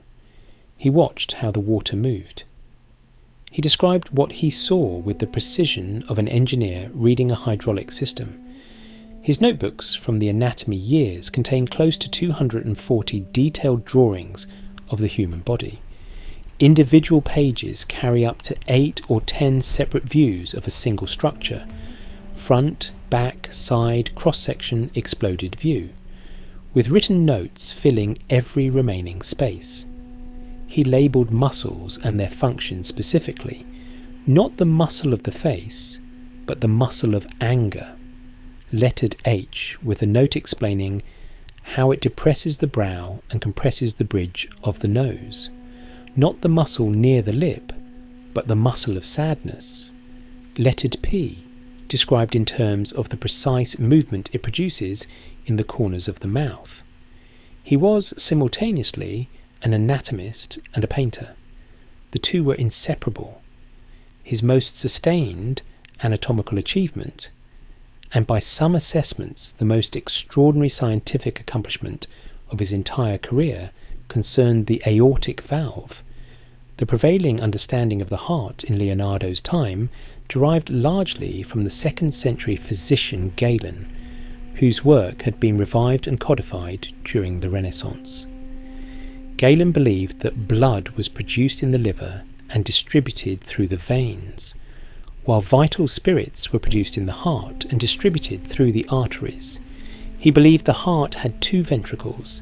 He believed blood moved back and forth rather than circulating. Leonardo dismantled several of these beliefs through direct observation. He correctly identified the heart, not the liver, as the centre of the blood system. He showed that veins and arteries both originate from the heart, becoming finer as they extend outward, branching down to capillaries almost too small to see. He opened the chest of a still-beating pig to observe directly how the upper and lower chambers of the heart opened at different times, proving the existence of 4 distinct ventricles rather than 2. He also showed, against Galenic teaching, that the heart was simply a muscle, nourished by its own blood supply and nerves, not made of some special vital substance. But the aortic valve was different in kind. The question was, how does the valve close? The common assumption, which would remain standard medical teaching until the 1960s, was that the valve was pushed shut from above once enough blood had accumulated in the aorta and begun to back up. It seemed logical. Most valves work that way. Leonardo thought it was wrong. He observed that the blood pumped upward from the heart through the triangular valve opening did not flow in a simple straight column. The central portion of the flow moved faster than the blood near the edges. The same friction and drag principle he had documented in river currents and pipe flows. As the faster central blood poured into the wider section of the aortic root, the difference in speed created swirling eddies, vortices that spun outward and backward, filling the 3 pocket-like bulges in the aortic wall known today as the sinuses of Valsalva.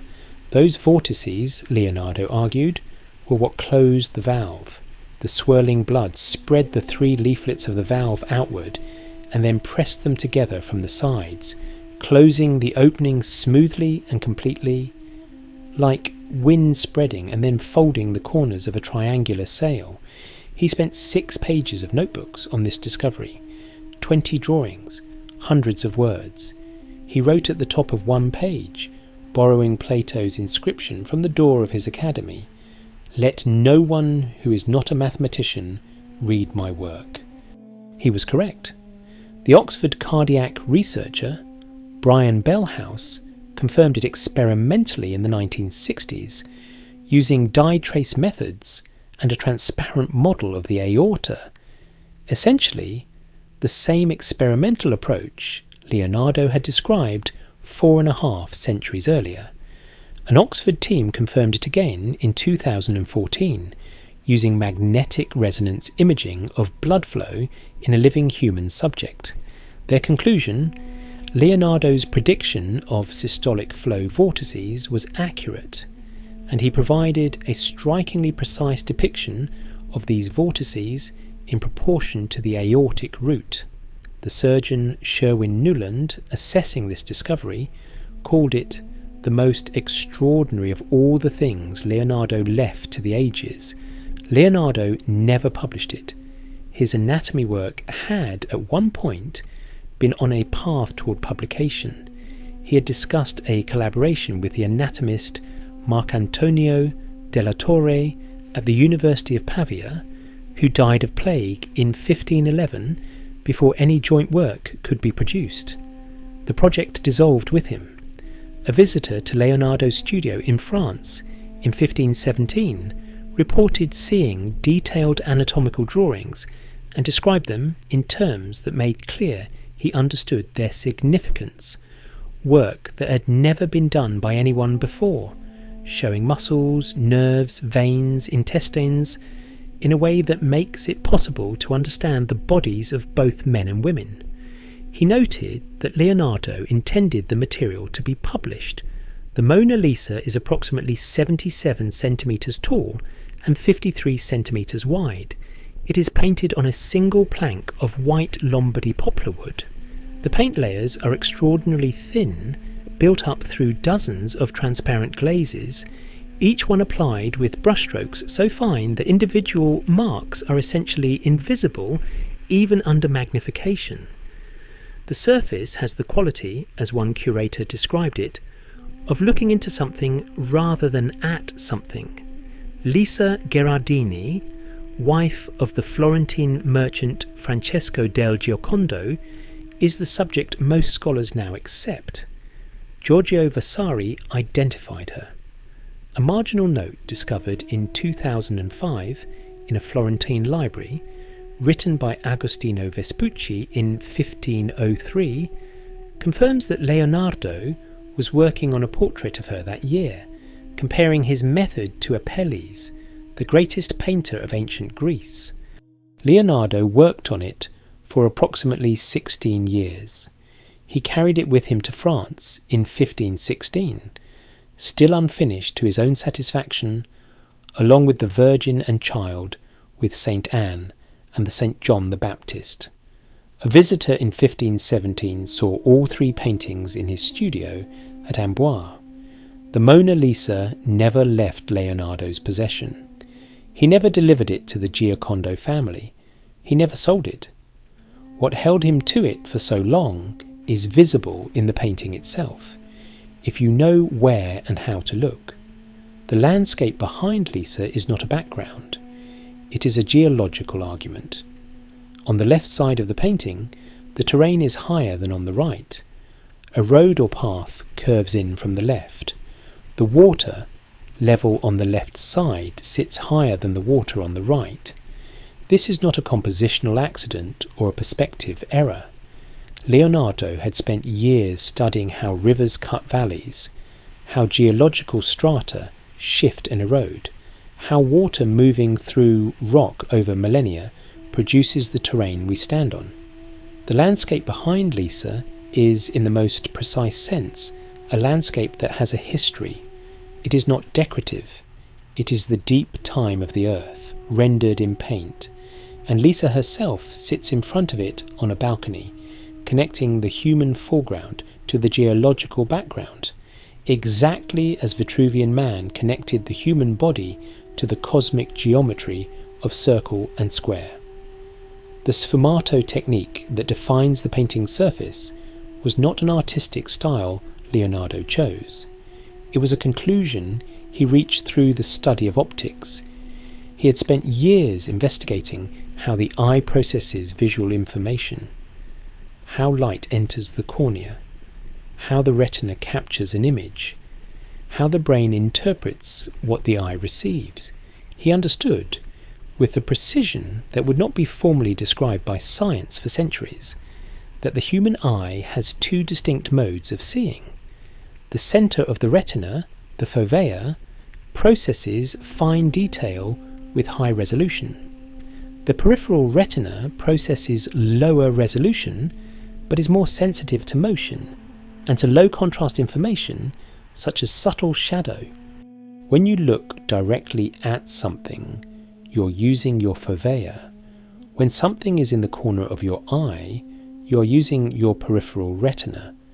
Leonardo exploited this distinction deliberately in the Mona Lisa's smile, at the very corner of Lisa's mouth, he painted almost imperceptibly fine lines, tiny downward inflections that the fovea, looking directly at the mouth, resolves into a slight downturn.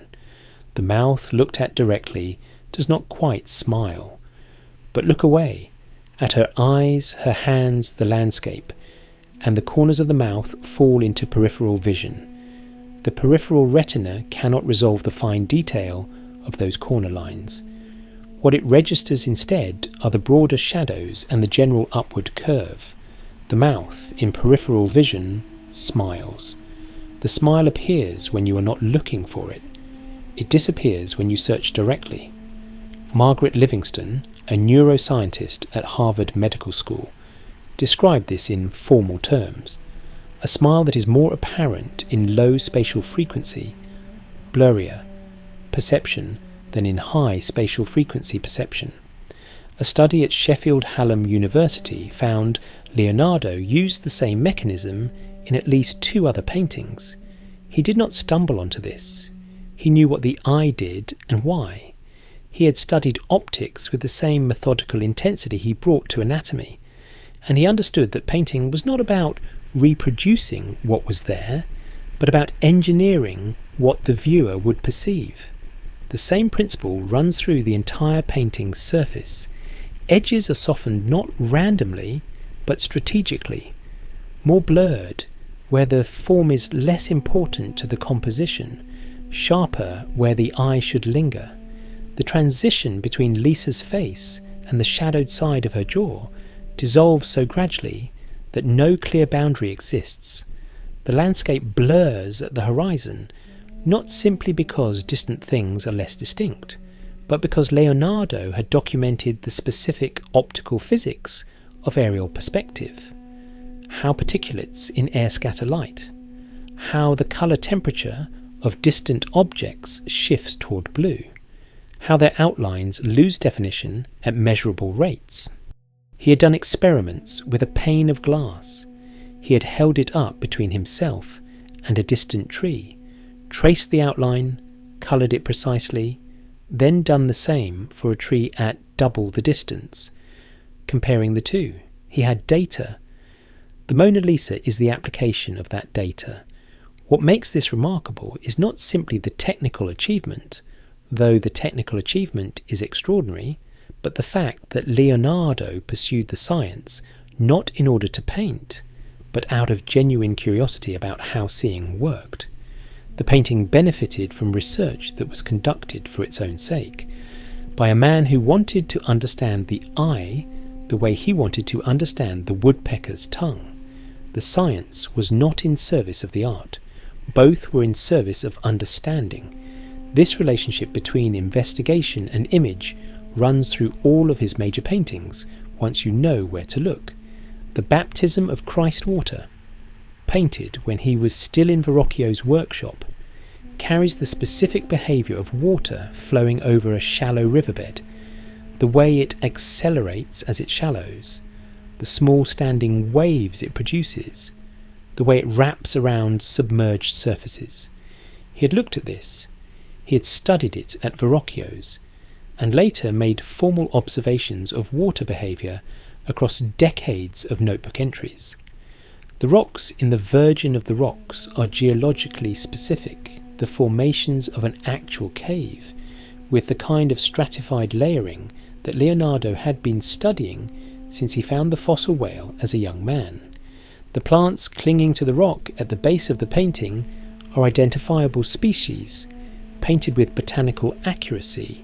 The skull studies he made in 1489, drawn in layers, the bone structure shown beneath the surface in transparent cutaway views, fed directly into the St. Jerome in the wilderness, where the skeletal agony of the penitent figure is not theatrical, but anatomically exact.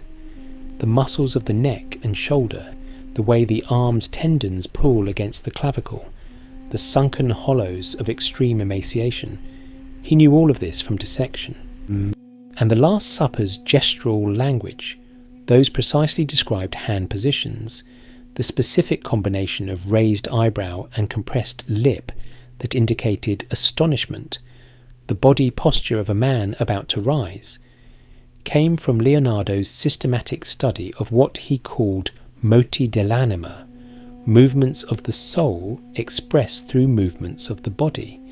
He had written, in his notebooks, detailed descriptions of how to paint a man making an argument. Let the speaker, with the fingers of the right hand, hold one finger of the left hand, having the two smaller ones closed, and his face alert and turned towards the people with mouth a little open. He had filled pages with observations of people in conversation, at tables, in crowds, in moments of surprise or grief, noting the precise physical vocabulary of each emotional state. He had watched a deaf man, Cristoforo de Predis, the brother of one of his Milanese painting partners, communicate through gesture alone, and had recognised in gestural language a precision and range that verbal language sometimes could not match. There is a painting in the Uffizi Gallery in Florence that Leonardo began in 1481 and never completed. The Adoration of the Magi was commissioned by the monks of San Donato a Scopeto, who needed an altarpiece. Leonardo received an advance payment.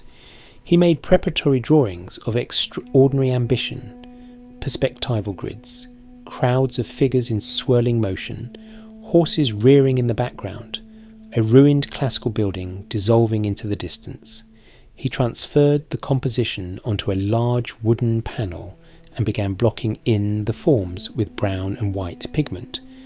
Then he left for Milan. The monks waited. They wrote to intermediaries. They eventually commissioned Filippino Lippi to paint them a different version of the subject entirely. Leonardo's panel remained in the workshop, unresolved, its ghostly underpainted figures neither finished nor abandoned, simply suspended. It has stayed in that condition for over 500 years. Stand in front of it today and something unexpected happens. The incompleteness does not read as failure. The figures emerge from the brown ground with an urgency that many finished paintings of the era cannot match. The horses in the background are more alive in sketch than they might have been in full paint. The composition breathes in a way that completion might have sealed shut. This is not an argument for leaving things unfinished. It is an observation about what Leonardo's unfinished work reveals, that his finished work sometimes conceals, the rawness of the thinking underneath. The Adoration of the Magi was not an isolated case. It was the beginning of a pattern. Saint Jerome in the Wilderness, begun around the same period, probably 1480 to 1482, shows the penitent saint in the desert. His body emaciated, his arm raised, a lion crouching at his feet. The anatomy is searingly accurate. The neck muscles, the clavicle, the hollowed shoulder joint of a man who has starved himself in devotion. The background is barely sketched. The paint layer is thin, unresolved at the edges. It was never finished. The Battle of Anghiari, commissioned by the Florentine government in 1503 for the great council hall of the Palazzo della Signoria, was perhaps the most publicly significant commission of Leonardo's mature career. The central section, cavalry fighting over a military standard, horses and men in furious entanglement, exists today only in copies. Rubens made a drawing from one of them. The original disappeared, probably painted over in the 1560s when Giorgio Vasari renovated the hall. Some researchers believe Leonardo's original survives beneath Vasari's fresco, sealed behind a thin air gap that Vasari may have deliberately left.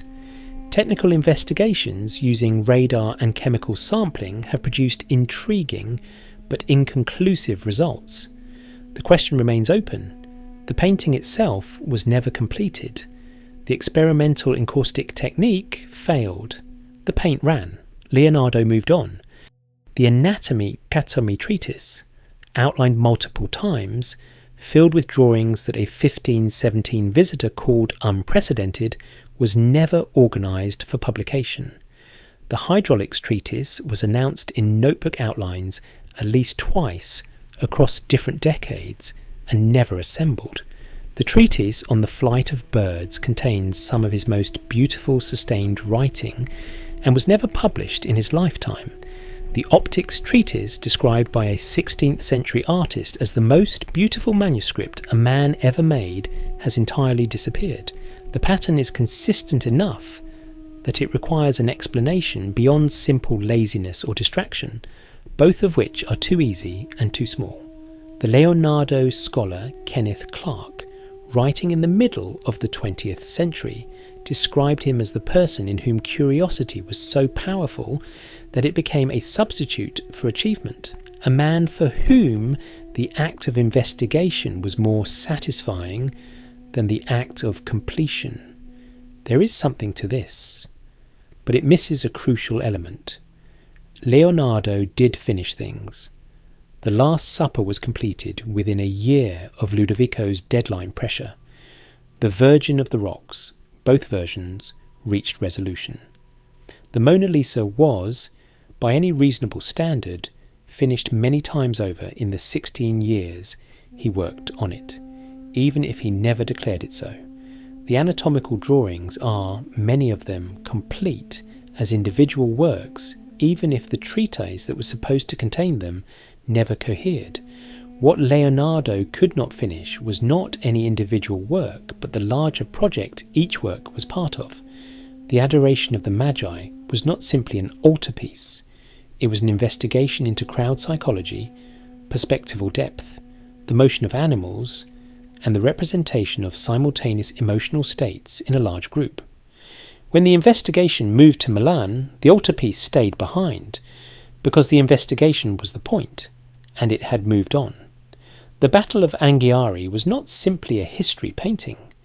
It was an investigation into the physiology of violence, the specific anatomy of a face consumed by combat rage, the way a horse's muscles distort under extreme exertion, the relationship between the expressions of humans and animals in extremis. When the technique failed and the investigation stalled, the commission stalled with it. This is not a comfortable reading for anyone who values delivered work, honoured contracts, and the professional obligations that make patronage systems function. Leonardo failed those obligations repeatedly. People who commissioned him frequently did not receive what they paid for. The monks of San Donato, Isabella d'Este, the Florentine government, all of them were left waiting. He knew it. In one notebook draft he wrote, "Tell me if anything was ever done." In another, "I have wasted my hours." He crossed out the second phrase. What he wrote instead is lost to damage.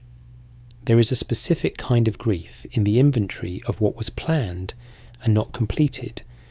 Not grief for what might have been produced, but grief for what was actually discovered and then not shared. The aortic valve discovery, confirmed correct in the 1960s. The aerial perspective studies, which anticipated the formal science of atmospheric optics by a century. The accurate rendering of the fetus in the womb, drawn from a cow dissection supplemented by human observation, that correctly showed the uterus as a single chamber when received wisdom held it had multiple chambers. The 67 words for water movement, which suggest a mathematical understanding of fluid dynamics that Europe would not formally develop for another 200 years, none of it published, none of it shared in any systematic way. The Leonardo scholar Charles Hope has observed that Leonardo had no real understanding of how the growth of knowledge worked as a cumulative and collaborative process. He gathered discoveries the way he gathered notebook pages, privately, obsessively, for their own sake. This is accurate, but it requires a companion observation. Leonardo did not believe that knowledge belonged to any institutional process. He believed it belonged to experience, to looking, to the long, patient accumulation of evidence through the eye and the hand. In his notebooks, he wrote, "The acquisition of any knowledge whatever is always useful to the intellect, because it will be able to banish the useless things and retain those which are good. For nothing can be either loved or hated unless it is first known." He meant this as a general principle. He also lived it as a personal one. He learned things because learning them was the point. Publishing was a different kind of work, organisational, editorial, social, that required a different kind of patience than the kind he had. In December 1515, Leonardo travelled to Bologna. He was 63 years old. He went as part of the entourage accompanying Pope Leo X, Giovanni de' Medici, son of Lorenzo the Magnificent, the same Medici family that had sent the young Leonardo to Milan carrying a lyre 3 decades earlier. The occasion was a meeting between the Pope and the new King of France. The king was 21 years old. His name was Francis I. He had come to the papal meeting fresh from one of the most decisive military victories of his young reign, the Battle of Marignano in September 1515, in which French forces had retaken Milan from the Sforzas in a 2-day engagement that contemporaries described as among the most ferocious of the age. Francis had led his cavalry personally into the front lines. He was 6 feet tall, broad-shouldered, charismatic, and newly in possession of the city that had been Leonardo's home for nearly 2 decades. We do not have a direct account of what passed between Leonardo and Francis at Bologna.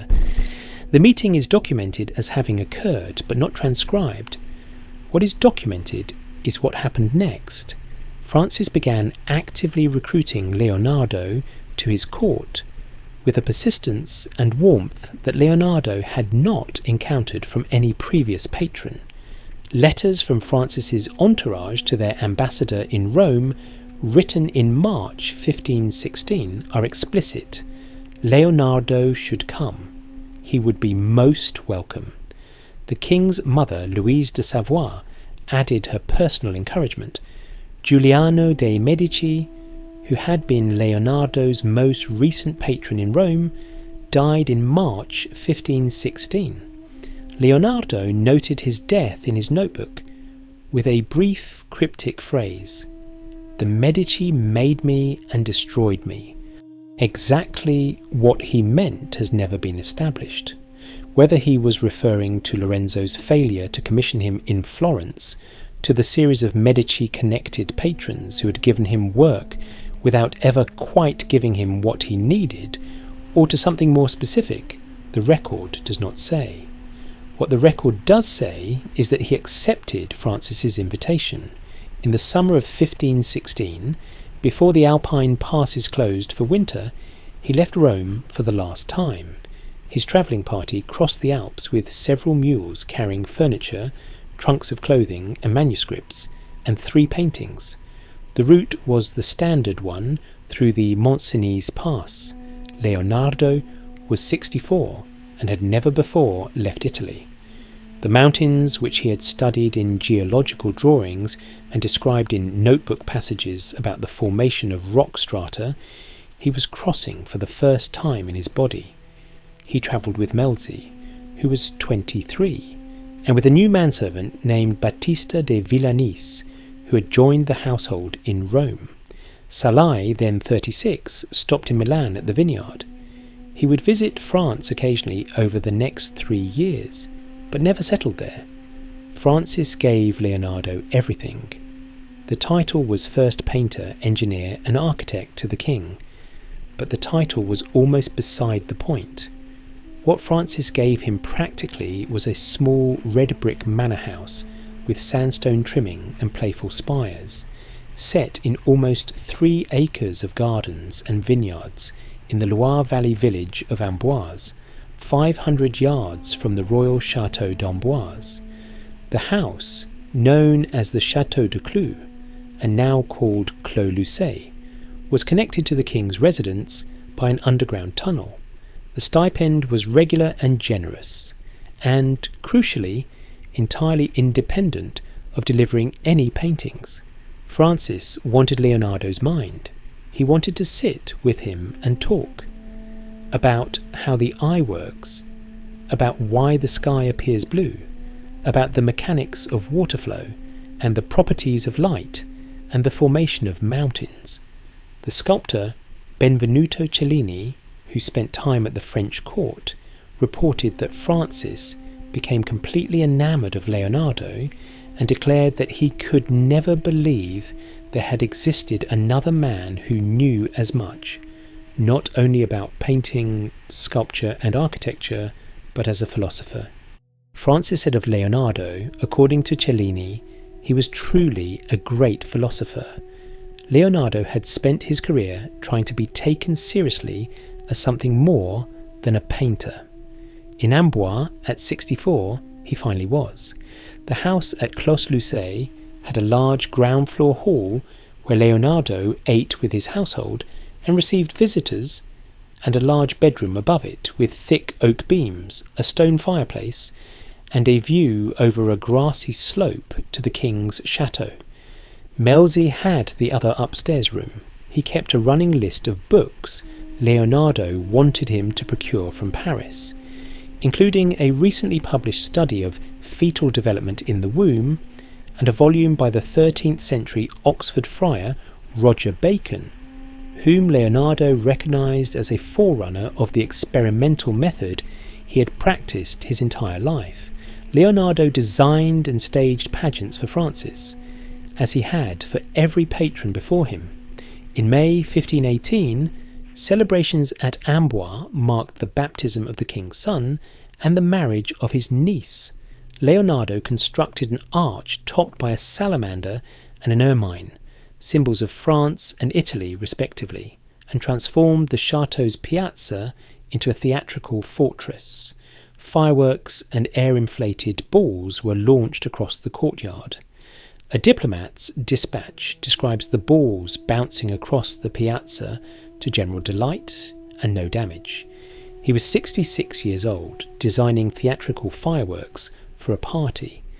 That same year, Francis offered him what might have been the most interesting commission of his entire career, the design of a new royal city at Romorantin, on the Soldra River, about 50 miles from Amboise. Leonardo had spent years in Milan thinking about ideal city design, how to lay out streets, manage water supplies, control sanitation, integrate canals and public spaces into a coherent system. He had proposed urban redesigns that Ludovico had never implemented. Now, with a French king willing to build from scratch on open ground, he began sketching in earnest. His designs for Romorantin were radical and utopian. The palace at the centre was conceived not as a fortress, but as an open, elegant structure facing the river. Arched walkways, terraced galleries that could serve as viewing areas for the entire court during water pageants, broad steps descending to the river level. The surrounding canals were integrated into every function: irrigation, street cleaning, flushing horse stables, carrying away waste, and providing decorative fountains in every plaza. There should be fountains in every plaza, he wrote. He expanded the waterworks to a regional scale, a system of canals connecting the Soldre to the Loire and Saône rivers, designed to irrigate the surrounding land, drain marshes, and provide navigable commercial routes. It was the largest hydraulic engineering project he had ever proposed. The project was abandoned in 1519. The king eventually built his new chateau at Chambord, between Amboise and Romorantin, where the ground was less marshy. Leonardo did not live to see even that decision finalised. In October 1517, a year after his arrival, he received a significant visitor at Clos Lucé, Cardinal Luigi of Aragon, travelling through Europe with an entourage of more than 40 people, including his chaplain Antonio de Beatis, who kept a detailed diary of the journey. De Beatis's account is the last close-up portrait of Leonardo we possess. It is worth reading carefully. he described Leonardo as a greybeard of more than 70 years. Leonardo was 65 at the time, which suggests he looked considerably older than his age. He noted that Leonardo had suffered a paralysis of his right hand, which de Beatis assumed would prevent him from producing further masterpieces. Since Leonardo was left-handed, the practical effect of a right-hand paralysis on his ability to draw may have been less severe than de Beatis supposed. Evidence from the Amboise period shows he continued drawing, and he reworked at least parts of the Sainte Anne after de Beatis's visit. Leonardo showed the cardinal 3 paintings: the Mona Lisa, the St. John the Baptist, and the Virgin and Child with St. Anne. De Beatis described them as of the highest perfection. He also showed glimpses of the notebooks. De Beatis recorded seeing anatomy drawings unlike anything previously produced. He noted that Leonardo had told him he had dissected more than 30 bodies.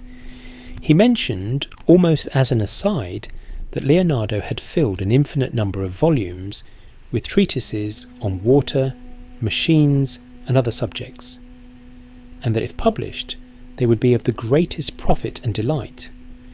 At Windsor Castle, in a locked room on an upper floor of the Royal Library, there are 16 drawings made by Leonardo in the final years of his life. They are large sheets, framed in chalk lines as though prepared for display. The backs are blank. These were not notebook pages, not working studies or casual observations. They were made to be seen. What they show is the end of the world. Mountains collapse into churning water. Cities are submerged beneath spiralling floods. Vortices of wind and current tear trees from the earth and carry them in enormous arcs across the sky. Figures, tiny, almost incidental, are visible in some of them, clinging to rocks or swept away. The water does not fall. It coils, it wraps, it returns on itself in the same tight spirals that Leonardo had spent 4 decades drawing in the curls of Salai's hair, in the eddies of Florentine rivers, in the blood flow diagrams of the aortic root. The deluge drawings are the last sustained visual project of his life, made in Amboise sometime between 1516 and 1519. Windsor curator Martin Clayton has described them as an outpouring of something deeply personal, a crescendo at a time when Leonardo's concerns were most strongly expressed. They are done in black chalk, some finished with ink lines, some tinted with a colour wash. The technique is controlled in parts and releases into something freer in others, as though the hand knew when to be precise and when to let the subject take over. They did not come from nowhere. The first drawing Leonardo ever made, the Arno Valley landscape of August 1473, produced when he was 21, showed a placid river moving through fertile land. The water was calm, light-catching, life-giving. In the decades between that drawing and the Deluge series, water had been one of Leonardo's most sustained obsessions. He had proposed diverting rivers, designed canal systems, built glass tanks to study eddies, counted 67 words for different aspects of water flow, filled the Codex Leicester with 730 conclusions about water's behaviour, and used his understanding of fluid dynamics to solve the mystery of the aortic valve. He had also, at various points across those decades, written about destruction.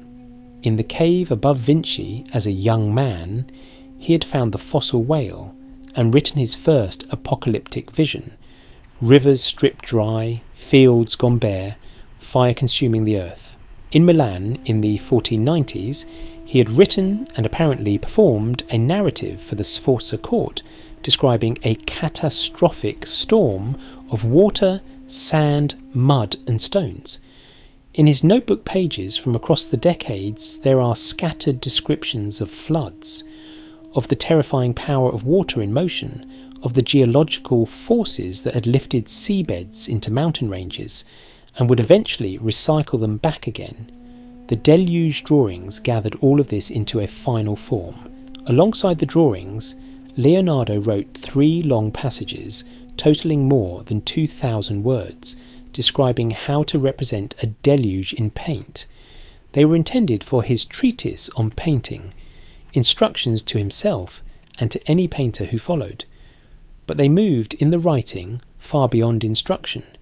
He began technically, described the dark air buffeted by contrary winds, the rain mixed with hail, the branches torn from trees, described the mountains stripped by torrents, the rocks falling into rivers, the rivers overflowing into plains, show animals of different kinds collected together on hilltops, lions, deer, wolves, subdued to tameness by the common emergency, standing beside the humans who have also fled there.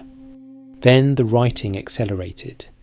By the midpoint of the second passage, Leonardo was no longer instructing how to paint a scene. He was inside it. The language compresses. The details become specific in the way that nightmares are specific.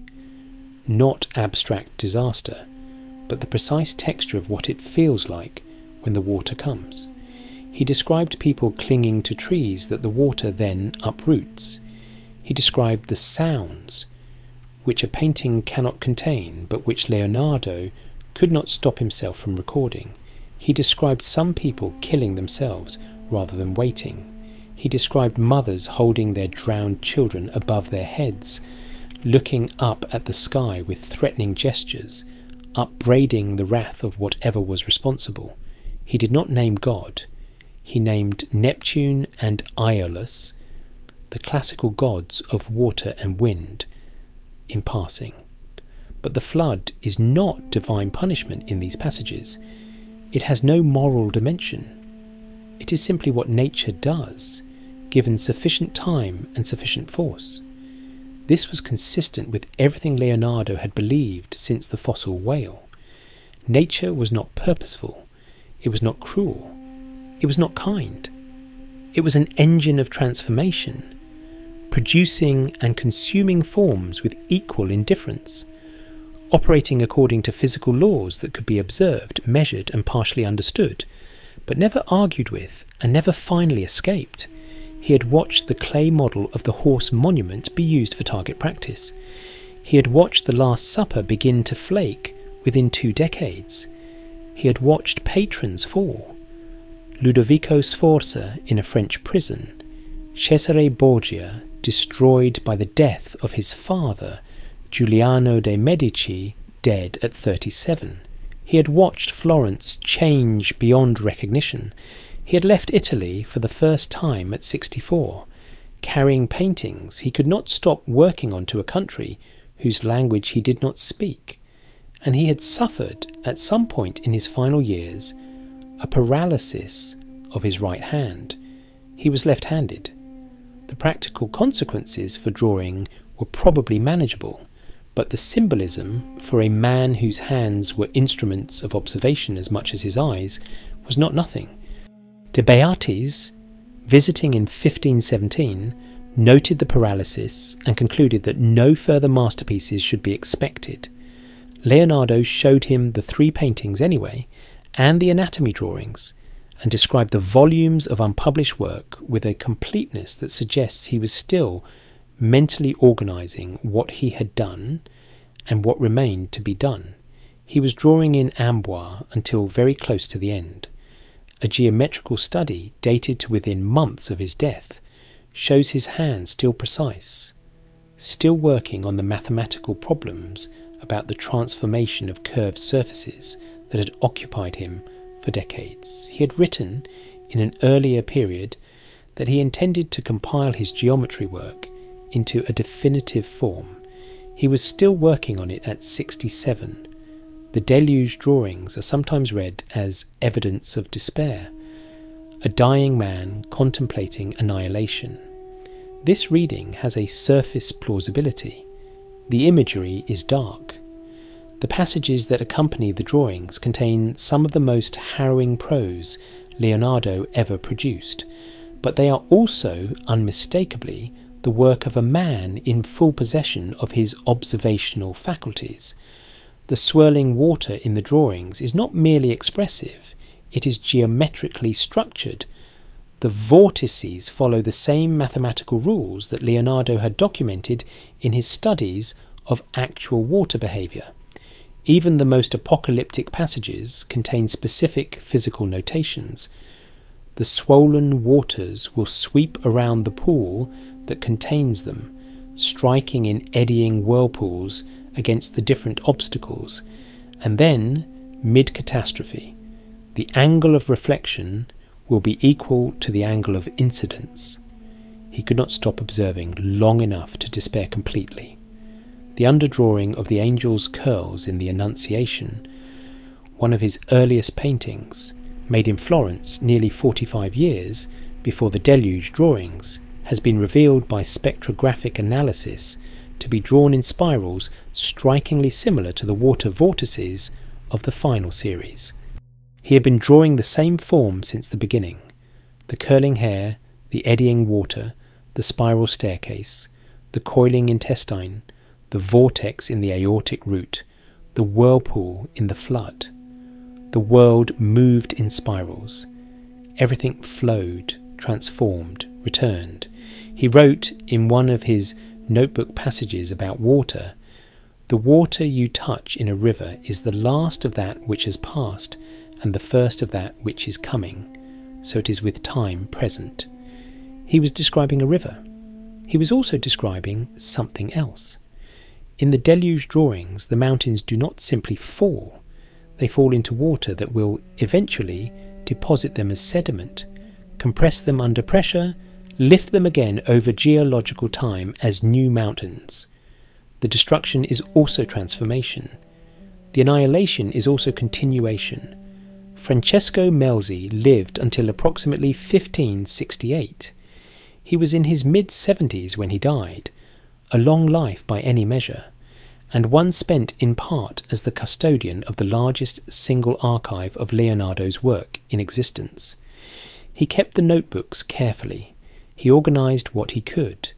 He compiled the treatise on painting from scattered notes across dozens of pages, producing the only work of Leonardo's that circulated in anything resembling an edited form during the 16th century. After Melzi died, his heirs treated the archive as a storage problem. Pages were given away to visiting artists as gifts, the equivalent of handing out pages of Newton's unpublished manuscripts as souvenirs. Portions were sold, portions were lost.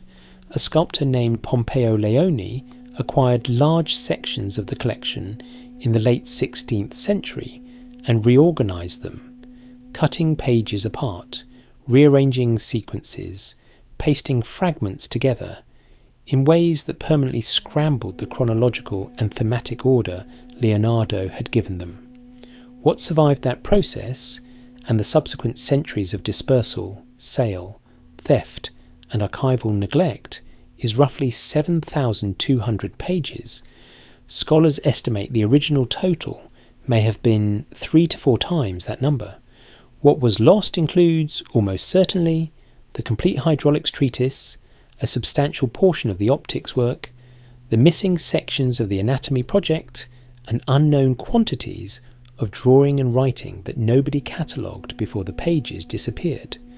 What survived is still, by any reasonable measure, one of the most extraordinary intellectual archives in human history. The dispersal of the notebooks across collections in Milan, Florence, Paris, Madrid, London, Windsor and Seattle is itself a kind of map of European history, each acquisition reflecting a different moment of war, diplomacy, inheritance and scholarly ambition. The Codex Leicester, containing Leonardo's geological and hydrological investigations, including much of the water work, is currently owned by Bill Gates, who purchased it in 1994 for $30.8 million, at the time the highest price ever paid at auction for a manuscript. The notebook pages themselves are not large. Many are smaller than a modern sheet of printer paper.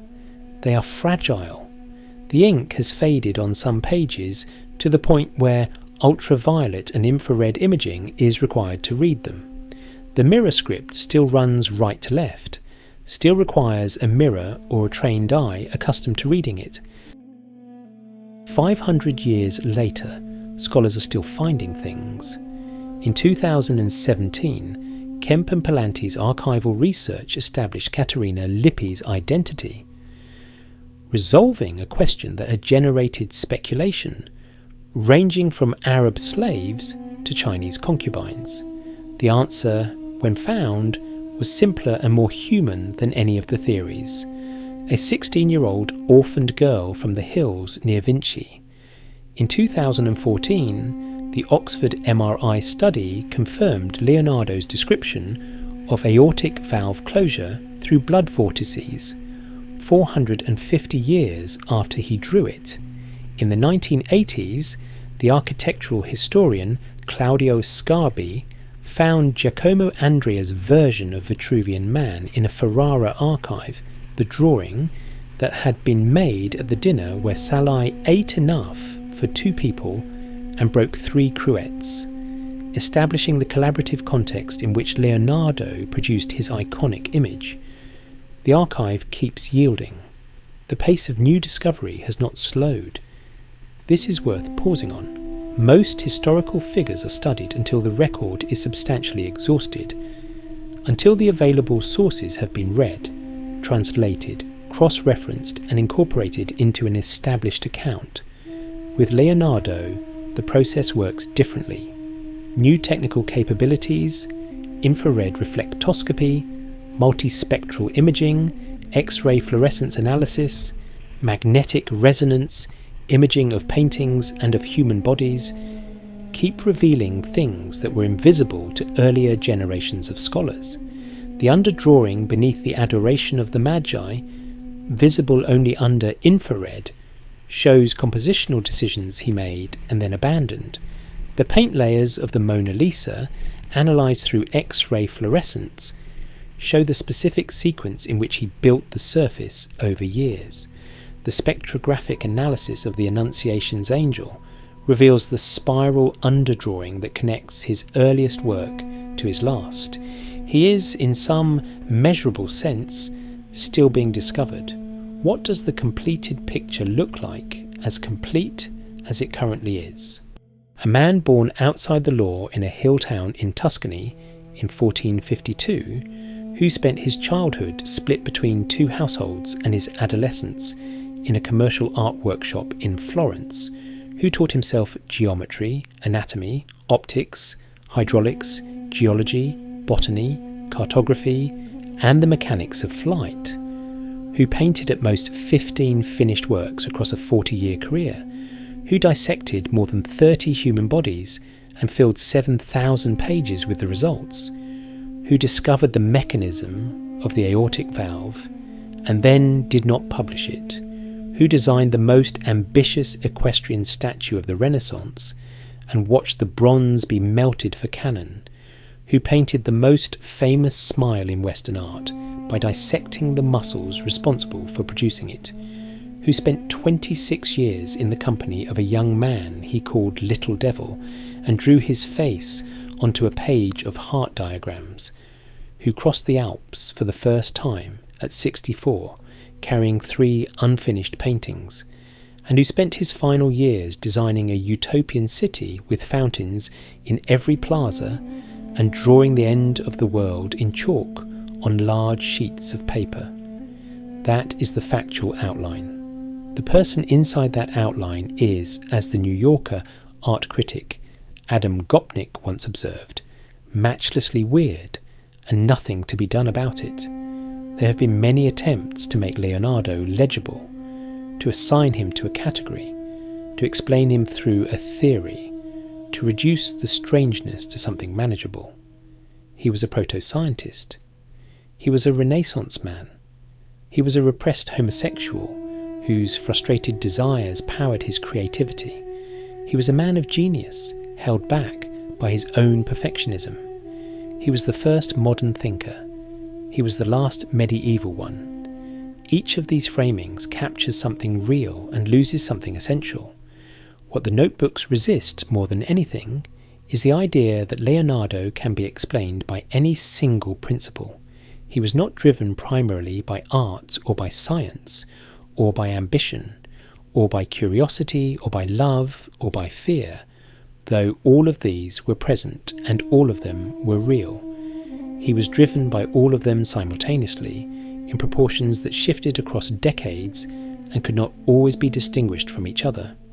He wrote in one of his notebook passages, "Iron rusts from disuse, stagnant water loses its purity, and in cold weather becomes frozen. Even so does inaction sap the vigour of the mind.